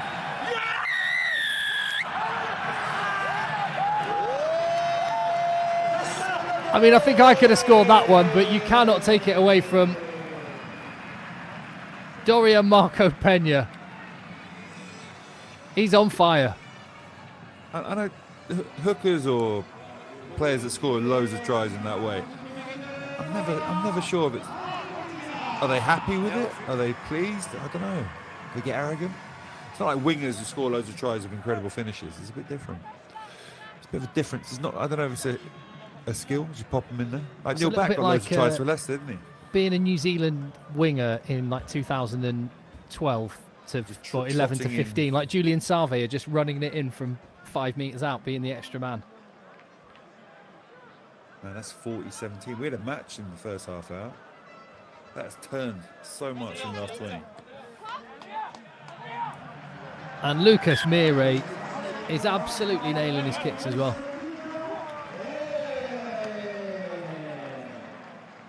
At Brive last season, Lucas da Silva, another hooker, just crazy try records. You get this in Pro D2, hookers with outrageous tallies, and after a hat-trick, Marco Pena going to go and take a rest on the pine for a little bit.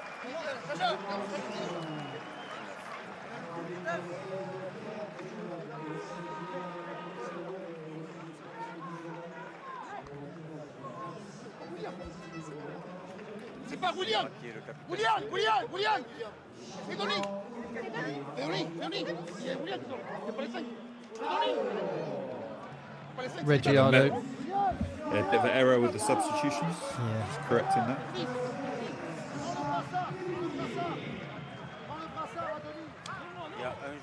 There's a load of youngsters on the bench for Agen. I don't think it's the sort of conditions that Reggiano would have wanted to have introduced him. No. Well, you're going to see the ones who step up and fight now. That's for sure. In the adversity, what can they do? I'm just checking to see if he's on the field, but Ale Fanetti is making his debut. Aged as 20. There's 2 21-year-olds in the front row who are coming on. So it's a test of their mettle for sure.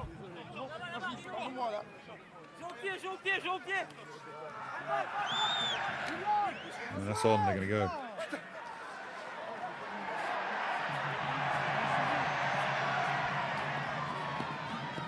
Yeah, taking it down the left. Idrissi. Was it Racing 92? One start for them. Owen Lane. Oh, beating defenders all over the shop. Valence are cutting loose. There are holes if they can get to the width. Defence steps up. An offload out of contact. Again, this time knocked on. Agen are on the ropes. And to put this in context, Joe Worsley, in fact, when we have the next break in play, I just want you to just explain what an amazing job it is being done by Valence Romans, bearing in mind what they are spending compared to other sides. Now the ball goes out into play. Yeah, it's what trying to explain to people what a team like that are doing is quite difficult. So Valence Romans have a budget of under 10 million quid. It's like a nearly not even 9 million euros. And that's not a salary for the squad. That's the whole organisation. No. The whole organisation. Bearing in mind, Brive at the top are like on 21, 22. It's the difference is staggering, and they're putting away all these teams. Agen have got a very good budget as well, 4th or 5th biggest budget. Valence are killing it, man. Must be really well coached and good recruitment. They are making yards on every carry. There is so much space on the left. The ball has to go. Oh, knock on. Merci les gars. That would have been try time as well. Mate, Agen have got to get a grip on this. They got to get numbers in that D line, start working, slowing it down, get some shots on. They're getting pulled to ribbons at the moment. It's unbelievable. There's madness as well from Agen. They had 3 in the backfield on that kickoff. They just did. Literally giving Valence an invitation to go and counter-attack from their own 22.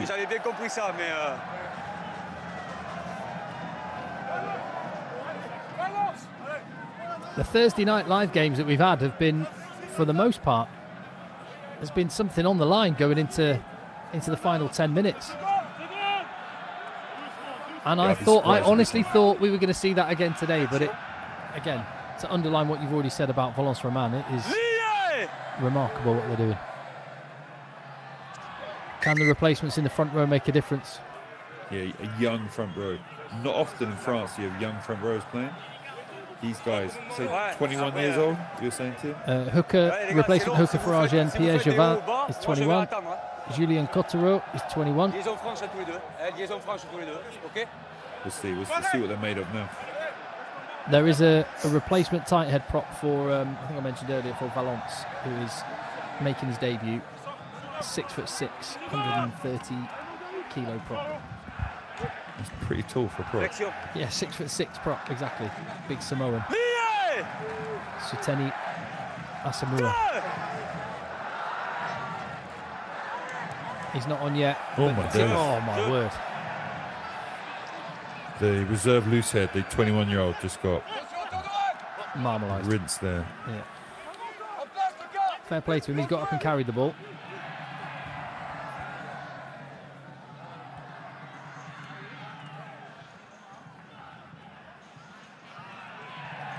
Not quite finding touch.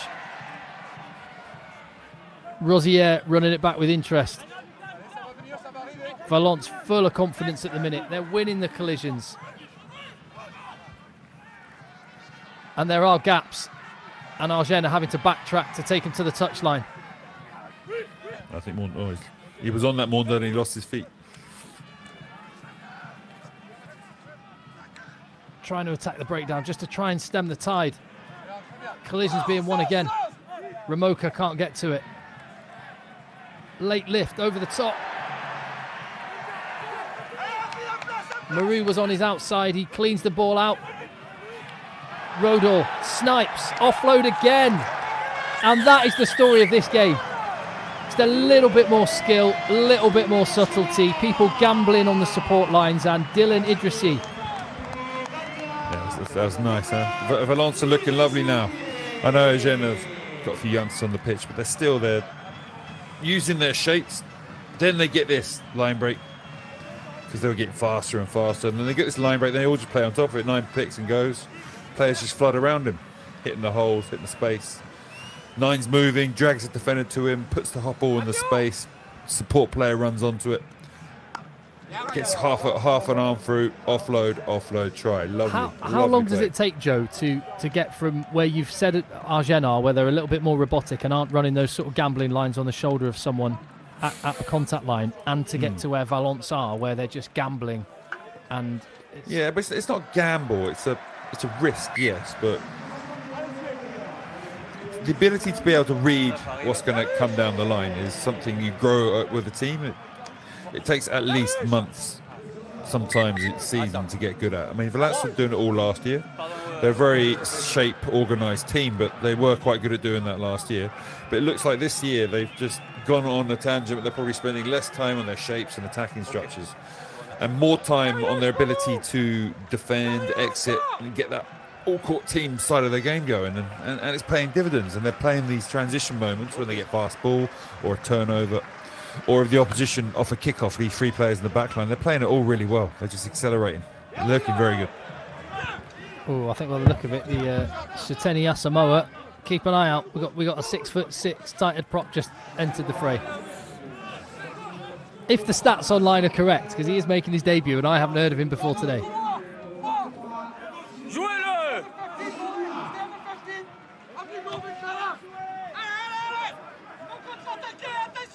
It's going to be a long... You say that Agen drove on the bus today, Joe?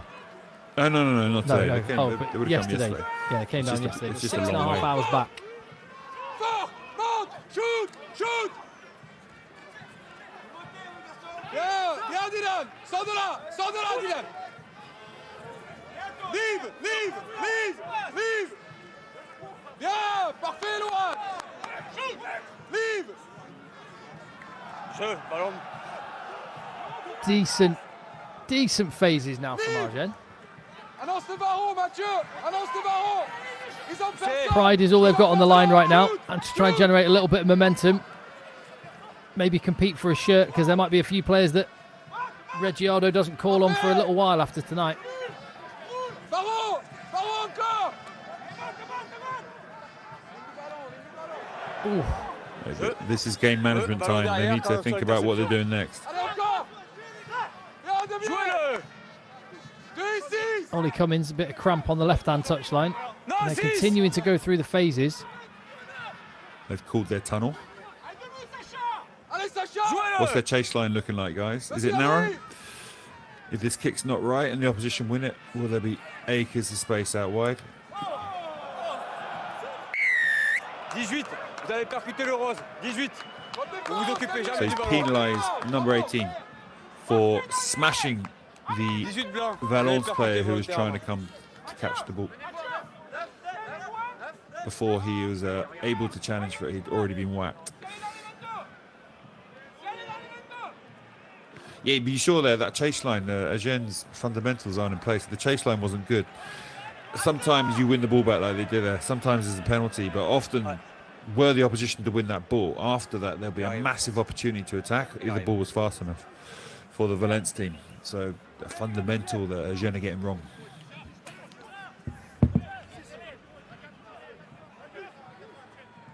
It's a good night to be a Valence fan. That was Sarzowski, the old number 10 for Grenoble and Lyon. I've forgotten his name now.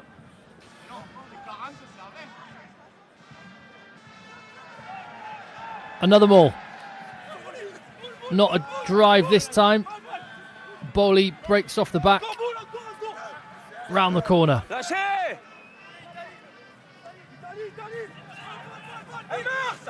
Aleo, one of the replacement props. Nudge through. Non, pour moi, non. Toujours en maîtrise du ballon. Non, Agen are pinned at the minute. Cannot get out of their half. Oh, jeez. This could be hairy. The whole team was on one half of the pitch.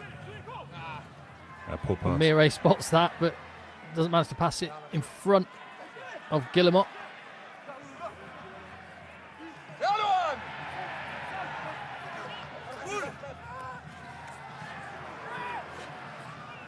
Just outside the 22.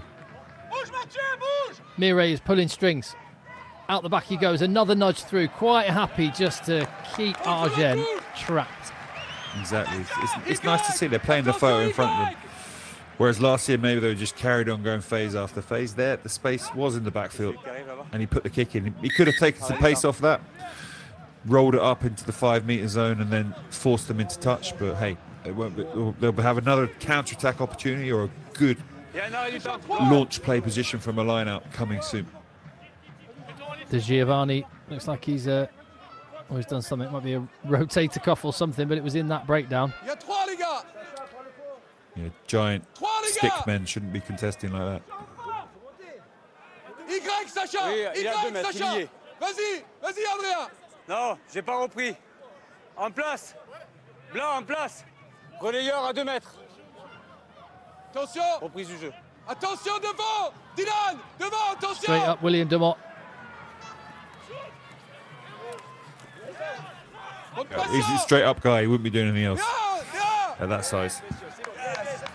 And why are they going for another phase? No, they're not. Ballon touché. Ballon contré.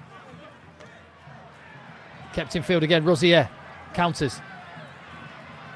Ooh, big shot. Couturier with the carry.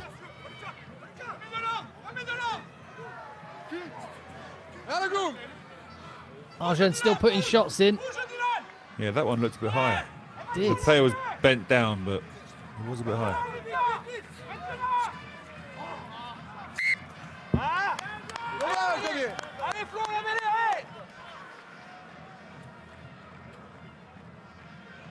Nice shot there of Yeah. trying to get his shoulder strapped up, I'd imagine. Housewives' favourite, Mathieu Di Giovanni. Yeah, I'm assuming that wasn't actually snow we saw. If there's people stripping naked pitch side. Oof.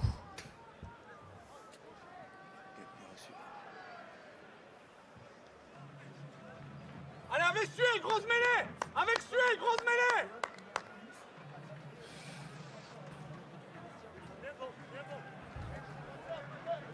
Yeah, Agen, the young 21-year-old Lucid, I know in the scrum, we'll see how the scrum goes. But to be fair to him, since he's come on, he's done 3 or 4 good tackles. He's got up, he's shown energy. These are the kind of moments you want to see as a coach. Mauricio, we're looking at and seeing someone's actually, despite this situation, despite being like 50 points down, despite that, he's still fighting and giving it his all. That's impressive. Let's just see how he can scrummage now. I know nothing about the propping ability of Sutena Asamoah, but he is the number 23 on the tight head side for Valence Romans. You can see how tall he is. 6'6". You can see how massive he is from this side. Can he get into that loose head prop? Cotarua. Get it out, man. Oh, it's taken against the head. Mire steps inside. Oh, nice. Oh, and a lovely offload. Absolutely beautiful. That was nice, wasn't it? Thomas Luzero. He's the finisher, the creator, Lucas Mire, who has bossed it. Yeah, Luca really, that step inside, he dragged all the defence with him, got his arm free, and just he knew, because he dragged that defender, he didn't even need to look, he knew that he'd probably hear the support player the line he was on. How? So the ball got caught up just behind the front row and then heeled back for Valence.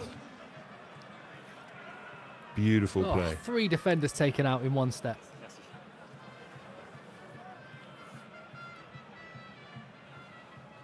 And just that spidey sense Murray has, just threw it into that space. Probably heard the communication from the 9 the whole time, but a rough idea was there.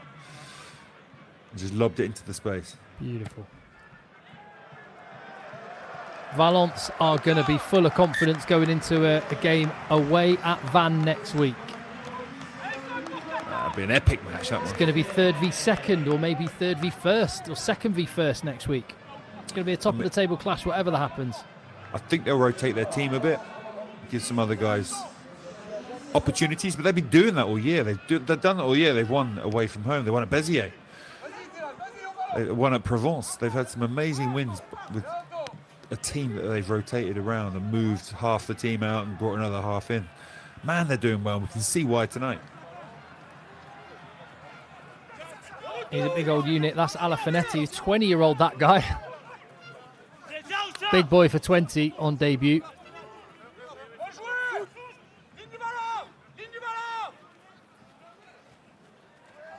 And Mocha's still on there and creating space.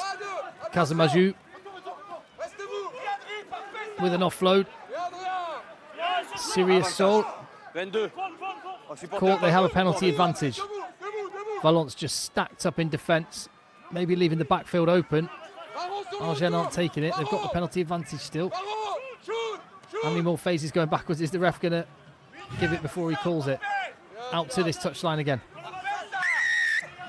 You see there, Agen again, lots of floaty passes, no one really attacking the line in numbers and holding and fixing defenders. Whereas Valence would be creating fast ball, behind that having multiple players running at the line, fixing the defence and then playing to the width. Or if players slide out too much, inside option, passing it to them. Whereas I think Agen are just doing rugby by numbers, just passing it long, passing it back, people not running onto it. And you saw what happens when you play like that. Lucky to get the penalty. So Valence will be heading to Vannes next week. Agen host Dax. bottom of the table Dax. Yeah, Dax at home for Agen. Obviously, they're going to be loaded as well. 5 points, I'd say, in the bag, hands down. Valence, that'll be an interesting one. How they're going to go to Van and fight it out with what will be one of the top 3 teams. Oh, Valence have nicked this one. And that man, Lucas Mire. Lovely floated pass. Speculative up the right-hand side. They've made 20 metres out of it. I think about the number of clubs in England and elsewhere that have been really looking for 10s, and I look at some of them in Pro de Dojo and think that some people are missing a trick, not looking at guys like Lucas Mire. He looks class. Yeah, Lucas really, really come on. Like, he was not that good when he was at Bordeaux as a youngster. He just developed into a good distributor, kind of number 10. Solid, kicks amazingly well, and can run an attack. Oh, Kazumazu. A few more defenders beaten on his stat count. Oui, avantage. Oui, A knock on, but as a result of a really oppressive Valence defence.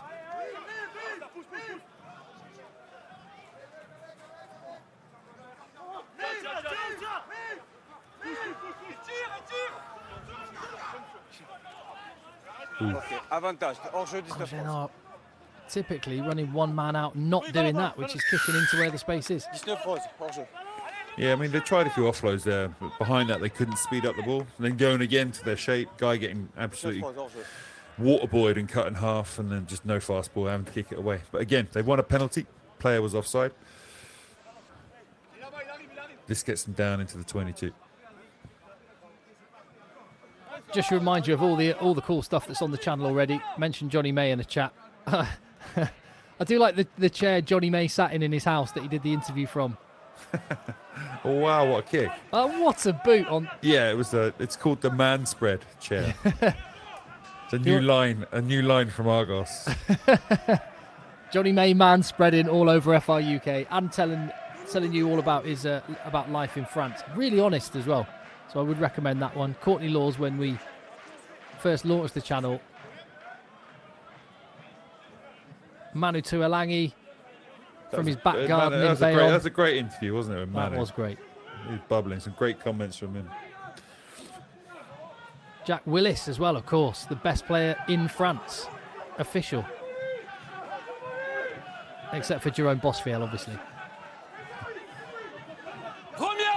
Can Agen get some reward for their efforts? They're within 4 metres. Ball set at the back of the maul. Pierre Javan with his hands on. Maybe went a little early.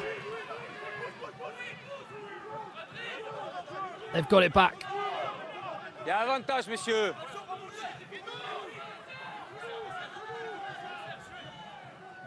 1 metre short. Les pieds. Deuxième avantage. The game is one for Valence. But this is where they'll want to show that defensive energy.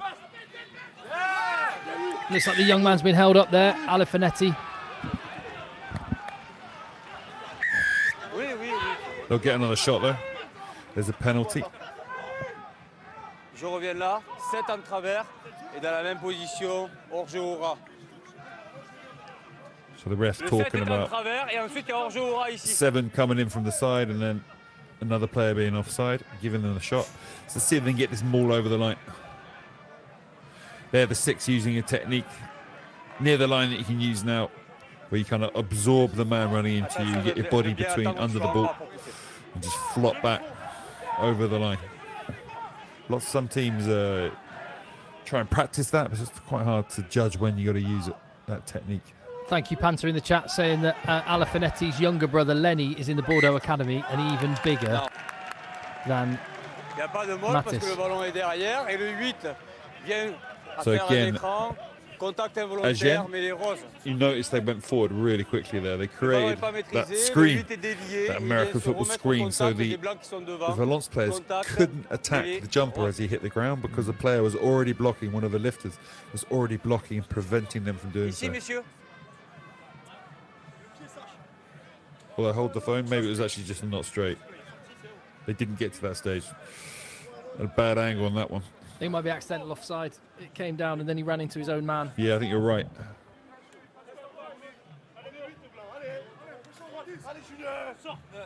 Had it been a screen, obviously it'd be a penalty and not a scrum.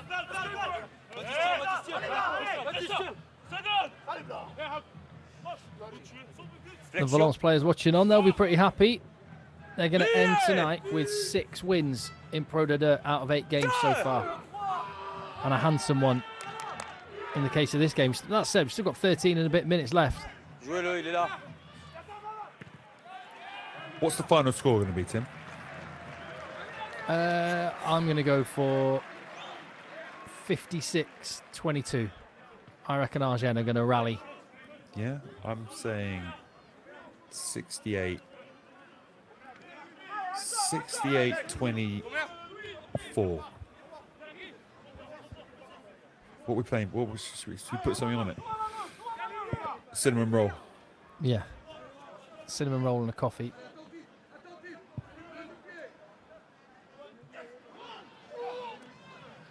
Or creme brulee. Oh, now you're talking. What was that? What was that octopus we had that tasted like bacon? Oh, it was amazing, wasn't it? Where was that? In a good way. That was our Bass trip, wasn't it? Oh yes, that was in San Sebastian. Oh my goodness, I'm salivating at that. I haven't had dinner tonight. Oh, good pick. Alafinetti on the carry into the 22. Booley manhandles him. Yeah, a little bit more energy from Agen now. Bit of pride. But the Valence defence coach will not want them to let up.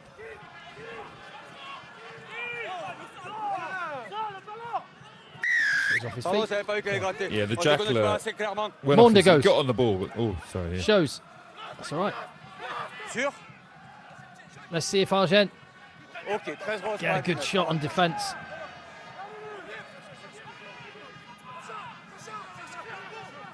Just Monde had no one on his shoulder when he went quickly. Saria Sol. They're within 1 metre. How did he not score there? Patience, Agen. There's only 2 men on the blind side for Valence. They go open into the stacked 4-5 men compressed. Oh man, he knocked that on terribly there. Oh dear. I think he might have gone backwards, to be fair to him. Oh no. We could start the Rates files every week show. Oh, describe that, Comedy Joe. If you're moments. not sure what we're talking about, there was a try conceded by Lyon last weekend against Montpellier. Yeah, against Montpellier. it was a kick through to the corner, a good kick. So Rates had to run back to get it, and as he got near the ball, his legs went. He nearly couldn't pick the ball up. Didn't pick it up cleanly. Like his leg gave way and he kind of half fell over. Then he got tackled, just rolled onto his back and gave the ball up. Looked like he looked like he was hammered. Agen. Can they get the try? I've got a creme brulee riding on the fact they do, and it is that young man. He's been minced at scrum time, but still fighting. Cotareu. Ramoka hasn't stopped either. The defence is impressive from Valence. Stepping off the line to make the shots.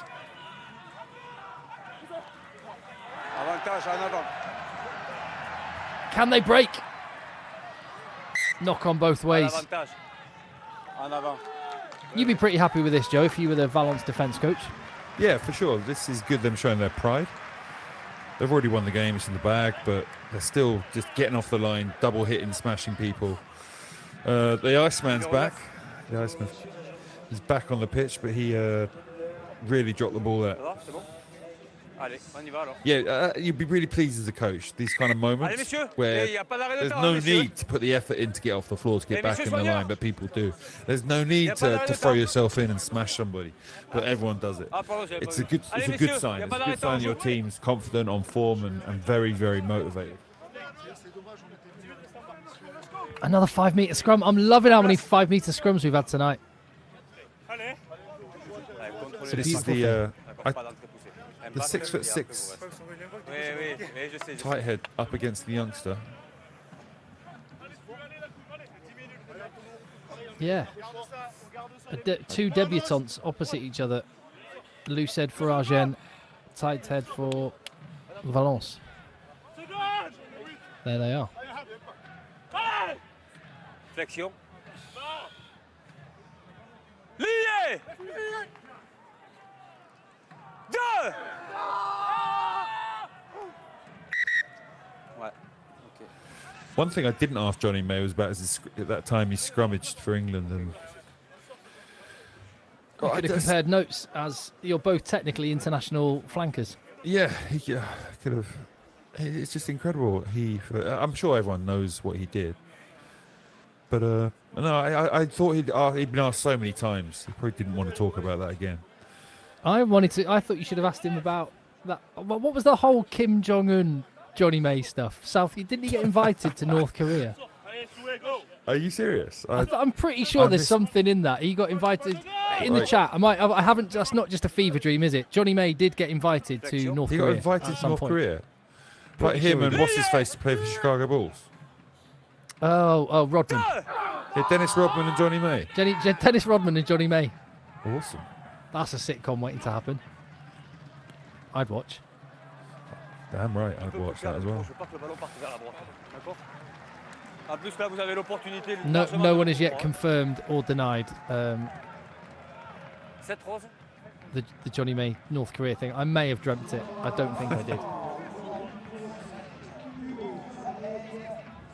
Yeah, was he actually knocked out? I feel bad now if he was. It didn't look like he got a shot in the head at any point. There you go.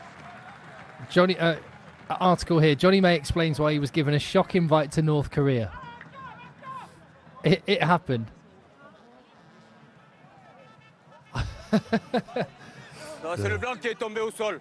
How do you think Kim Jong-un would have handled Johnny May man-spreading on his sofa? I'm not sure. It's either horror or joy. I'm not sure. Nothing in between, one or the other.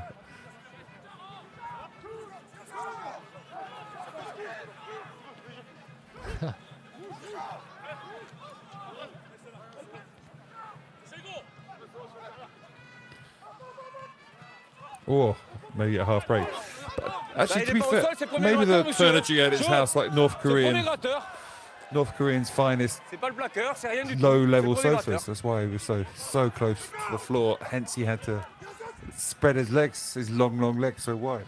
He said he said one day he just got back to his house in Gloucester and there was a letter waiting which had a wax stamp, like seal on the back, and it was from the North Korean embassy. And it said, "Dear Johnny May, we've seen that you've recently taken interest in North Korea, and we find this exciting. We'd love to invite you to the embassy to meet our dignitaries and presidents and talk about the history of our country." The cynic in me thinks some of the lads are an elaborate ruse, you know? Yeah, his Gloucester teammates. He's teammates with Jamal Ford Robinson. I wouldn't put it past him. At Wasps, there's a player called Martin Wood, and some of the boys pretended and created a fake invitation to a reality TV show. I can't remember what one it was. Like Big Brother or something. He thought he was actually in it. Went to an office, a TV office in London, and met somebody. I'd love to know the lengths you went to for a practical joke in the England squad back in the 03 days. Who was the butt of the joke most often?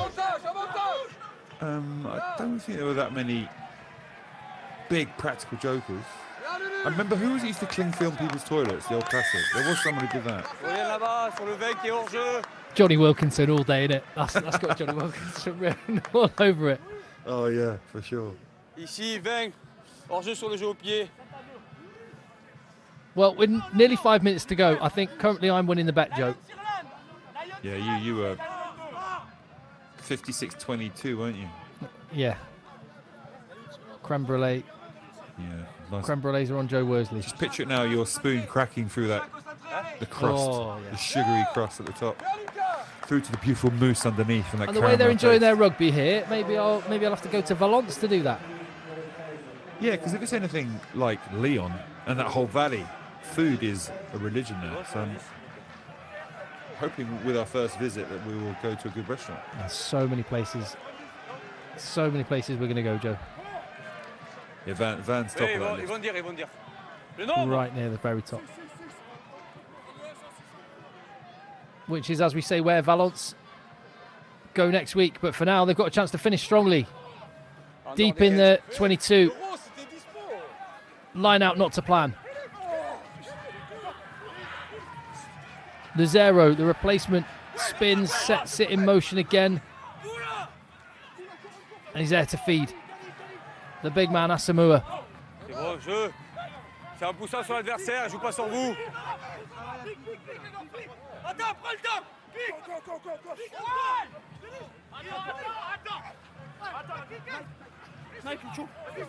They look like they've got plenty of energy. Agen hanging on. Maybe the creme brulee's going back Joe Worsley's way. That Owen Lane on the right-hand touchline again. Try to his name this evening, searching for a second. Asamoah's busy with work. Agen's defence holding firm. Il a arraché le ballon. Roux lets the ball go. If they can just let it fly now. Another knock on. Should have thrown it over. God, that creme brulee's going your way, mate. Well, it is if Ramoka carries on like that.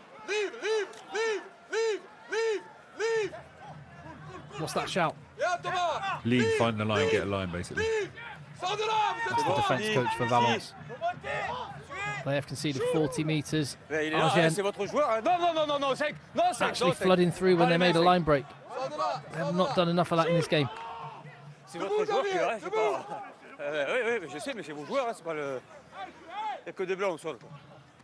Colter on debut has really grown into the game, the young Lou said, for Agen.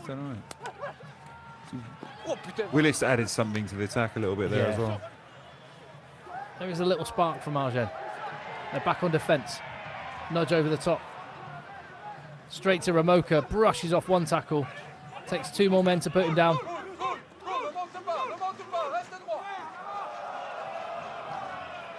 Siriasu can't find his support on the inside. Lucchini. Kotaru. Nice offload. Mashwa.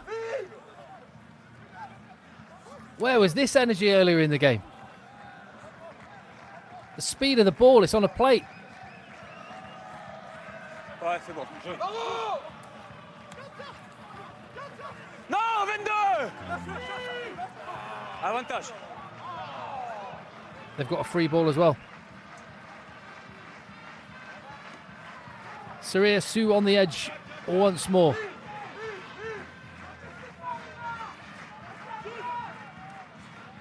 And Valence know they're not going to be kicking it, so they're happy to stack 14 men in the defensive line, all on their feet.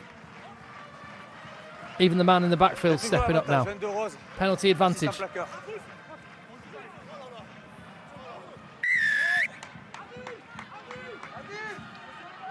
This is looking like a kick. A kick 5 metres out, do you think? Try? Yeah. 56-22. 56-22. Merci. Creme brulee, get in my belly.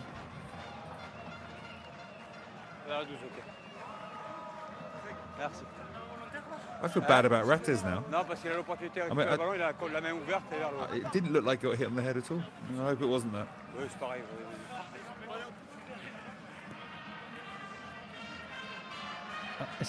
I still found it entertaining, but yeah, I hope Rattez is okay. Yeah. We are going to finish with a 5-minute line out. Les Yeux d'Emily is being blasted out by the brass band. The home fans in Valence very happy. Maurizio Reggiardo giving the congratulations to his opposite number, rightly so. Can they take care of business now, Agen? Oh, no. If you want one little tableau of the evening, that was it. He said. Hello. He said terminate. He did. pas d'avantage He là. went back on it. Oh, you can't do that, sir. That was your creme brulee. Although to be fair, you're far closer than I was, so Donc I la owe faute you a elle était creme là-bas, brulee. mais j'ai sifflé après la sonnette. Donc That happened in the game of the team I was coaching on Wednesday. Exactly the same thing. fin du match. Said advantage over, then went back on it after they did a terrible kick to touch. Yeah, well, that pretty much sums up the end of the game for Agen. The game was long gone. Ah, toi aussi. By the time that came around, consolation was all that was on the line, and Valence Romans with an absolutely crushing win. 7 tries, 56 points, Yeah. 17 conceded, and they were down in the first half, and a man down as well. Yeah, it was a battle until 25 minutes when they got an orange card. And that next period of time, that's when the game started to swing their way. And then as soon as they went back to 15 men, they just accelerated even more. With some wonderful tries that they scored, showing what they can do. Really interesting. I want to know what that little celebration was from Tomás Lucero. I didn't see it. I missed it. Can you was it like some sort of special handshake? I mean, you know that old warm-up that people used to do in rugby, like go back 40 years, where they'd sort of circle their arms round and round? He's basically doing that. Yeah. What did they do after that? What was the next one? Press ups and then. I don't know. It was normally just probably have a glass of brandy and then get out there on the pitch and play the game.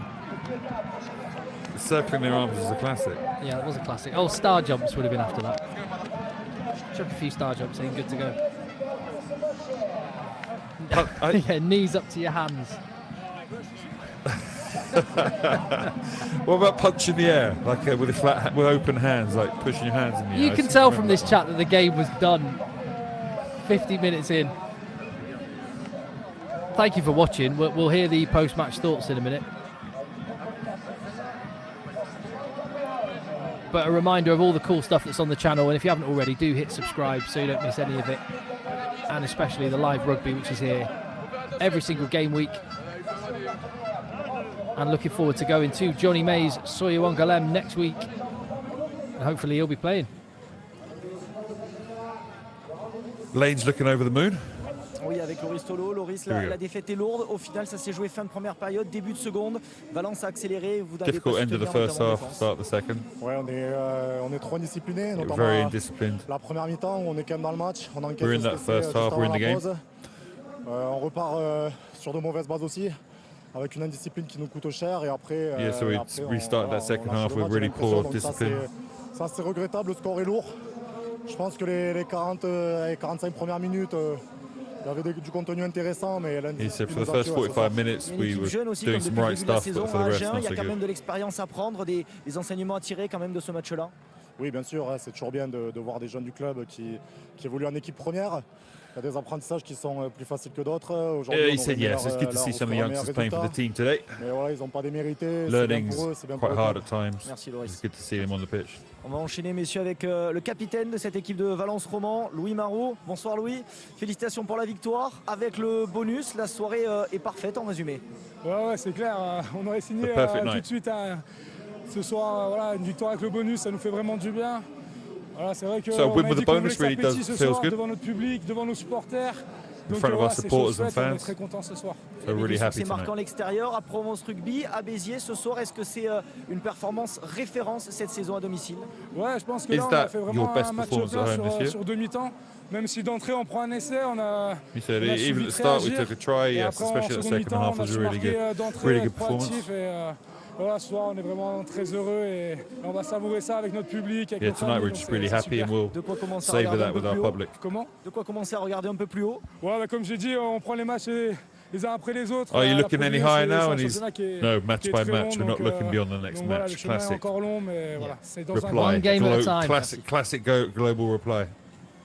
I'm just going to say one thing, right? I know it's really early days. If there was a team that feels like Montauban from last year, right now it's Valence Romans. Yeah. Yes, but I think maybe Soyo Angoulême, Montauban between the two, because Montauban kicking game, defence, transition, score. Soyo Angoulême scoring lots of tries with great attack. Valence could do both of those. They look good at both of them. So Yeah, they're a so bit if more, there was a team that bit more could about 'em. surprise a big side come knockout time, Colomiers Yeah. and Valence could be that team. damn right. I mean, Colombier already established. I know that maybe they haven't had all the hard games that other teams have had, but Valence are really looking like tidy. That first 20, they weren't all that, but then they're fantastic. They were really fantastic tonight in period for periods. If they can manage to match it up for 80 minutes, they're going to definitely be contenders. And the fact that they're doing it week after week, that is the other point that's big as well. They're doing it despite having that small budget. They're using 25 to 30 players in their squad, giving them all game time and still winning. Pretty impressive. Well, I'll tell you what, let's look ahead to next week then. Soyo-Angoulême against Grenoble is our live match. Johnny May will be joining him in southwest France. Thursday the 30th of October, another 8 p.m. kickoff for that one. Join us about 10 minutes beforehand, but in between now and then, get stuck in to all of the other good stuff that is on the channel. Our reaction to the French squad, Joe's insights into the French financial situation and potential crisis that could be kicking off between the union and the club. And we'll see you on the next one.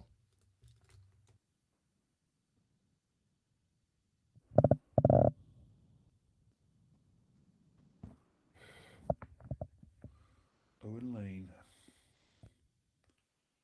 John Madigan.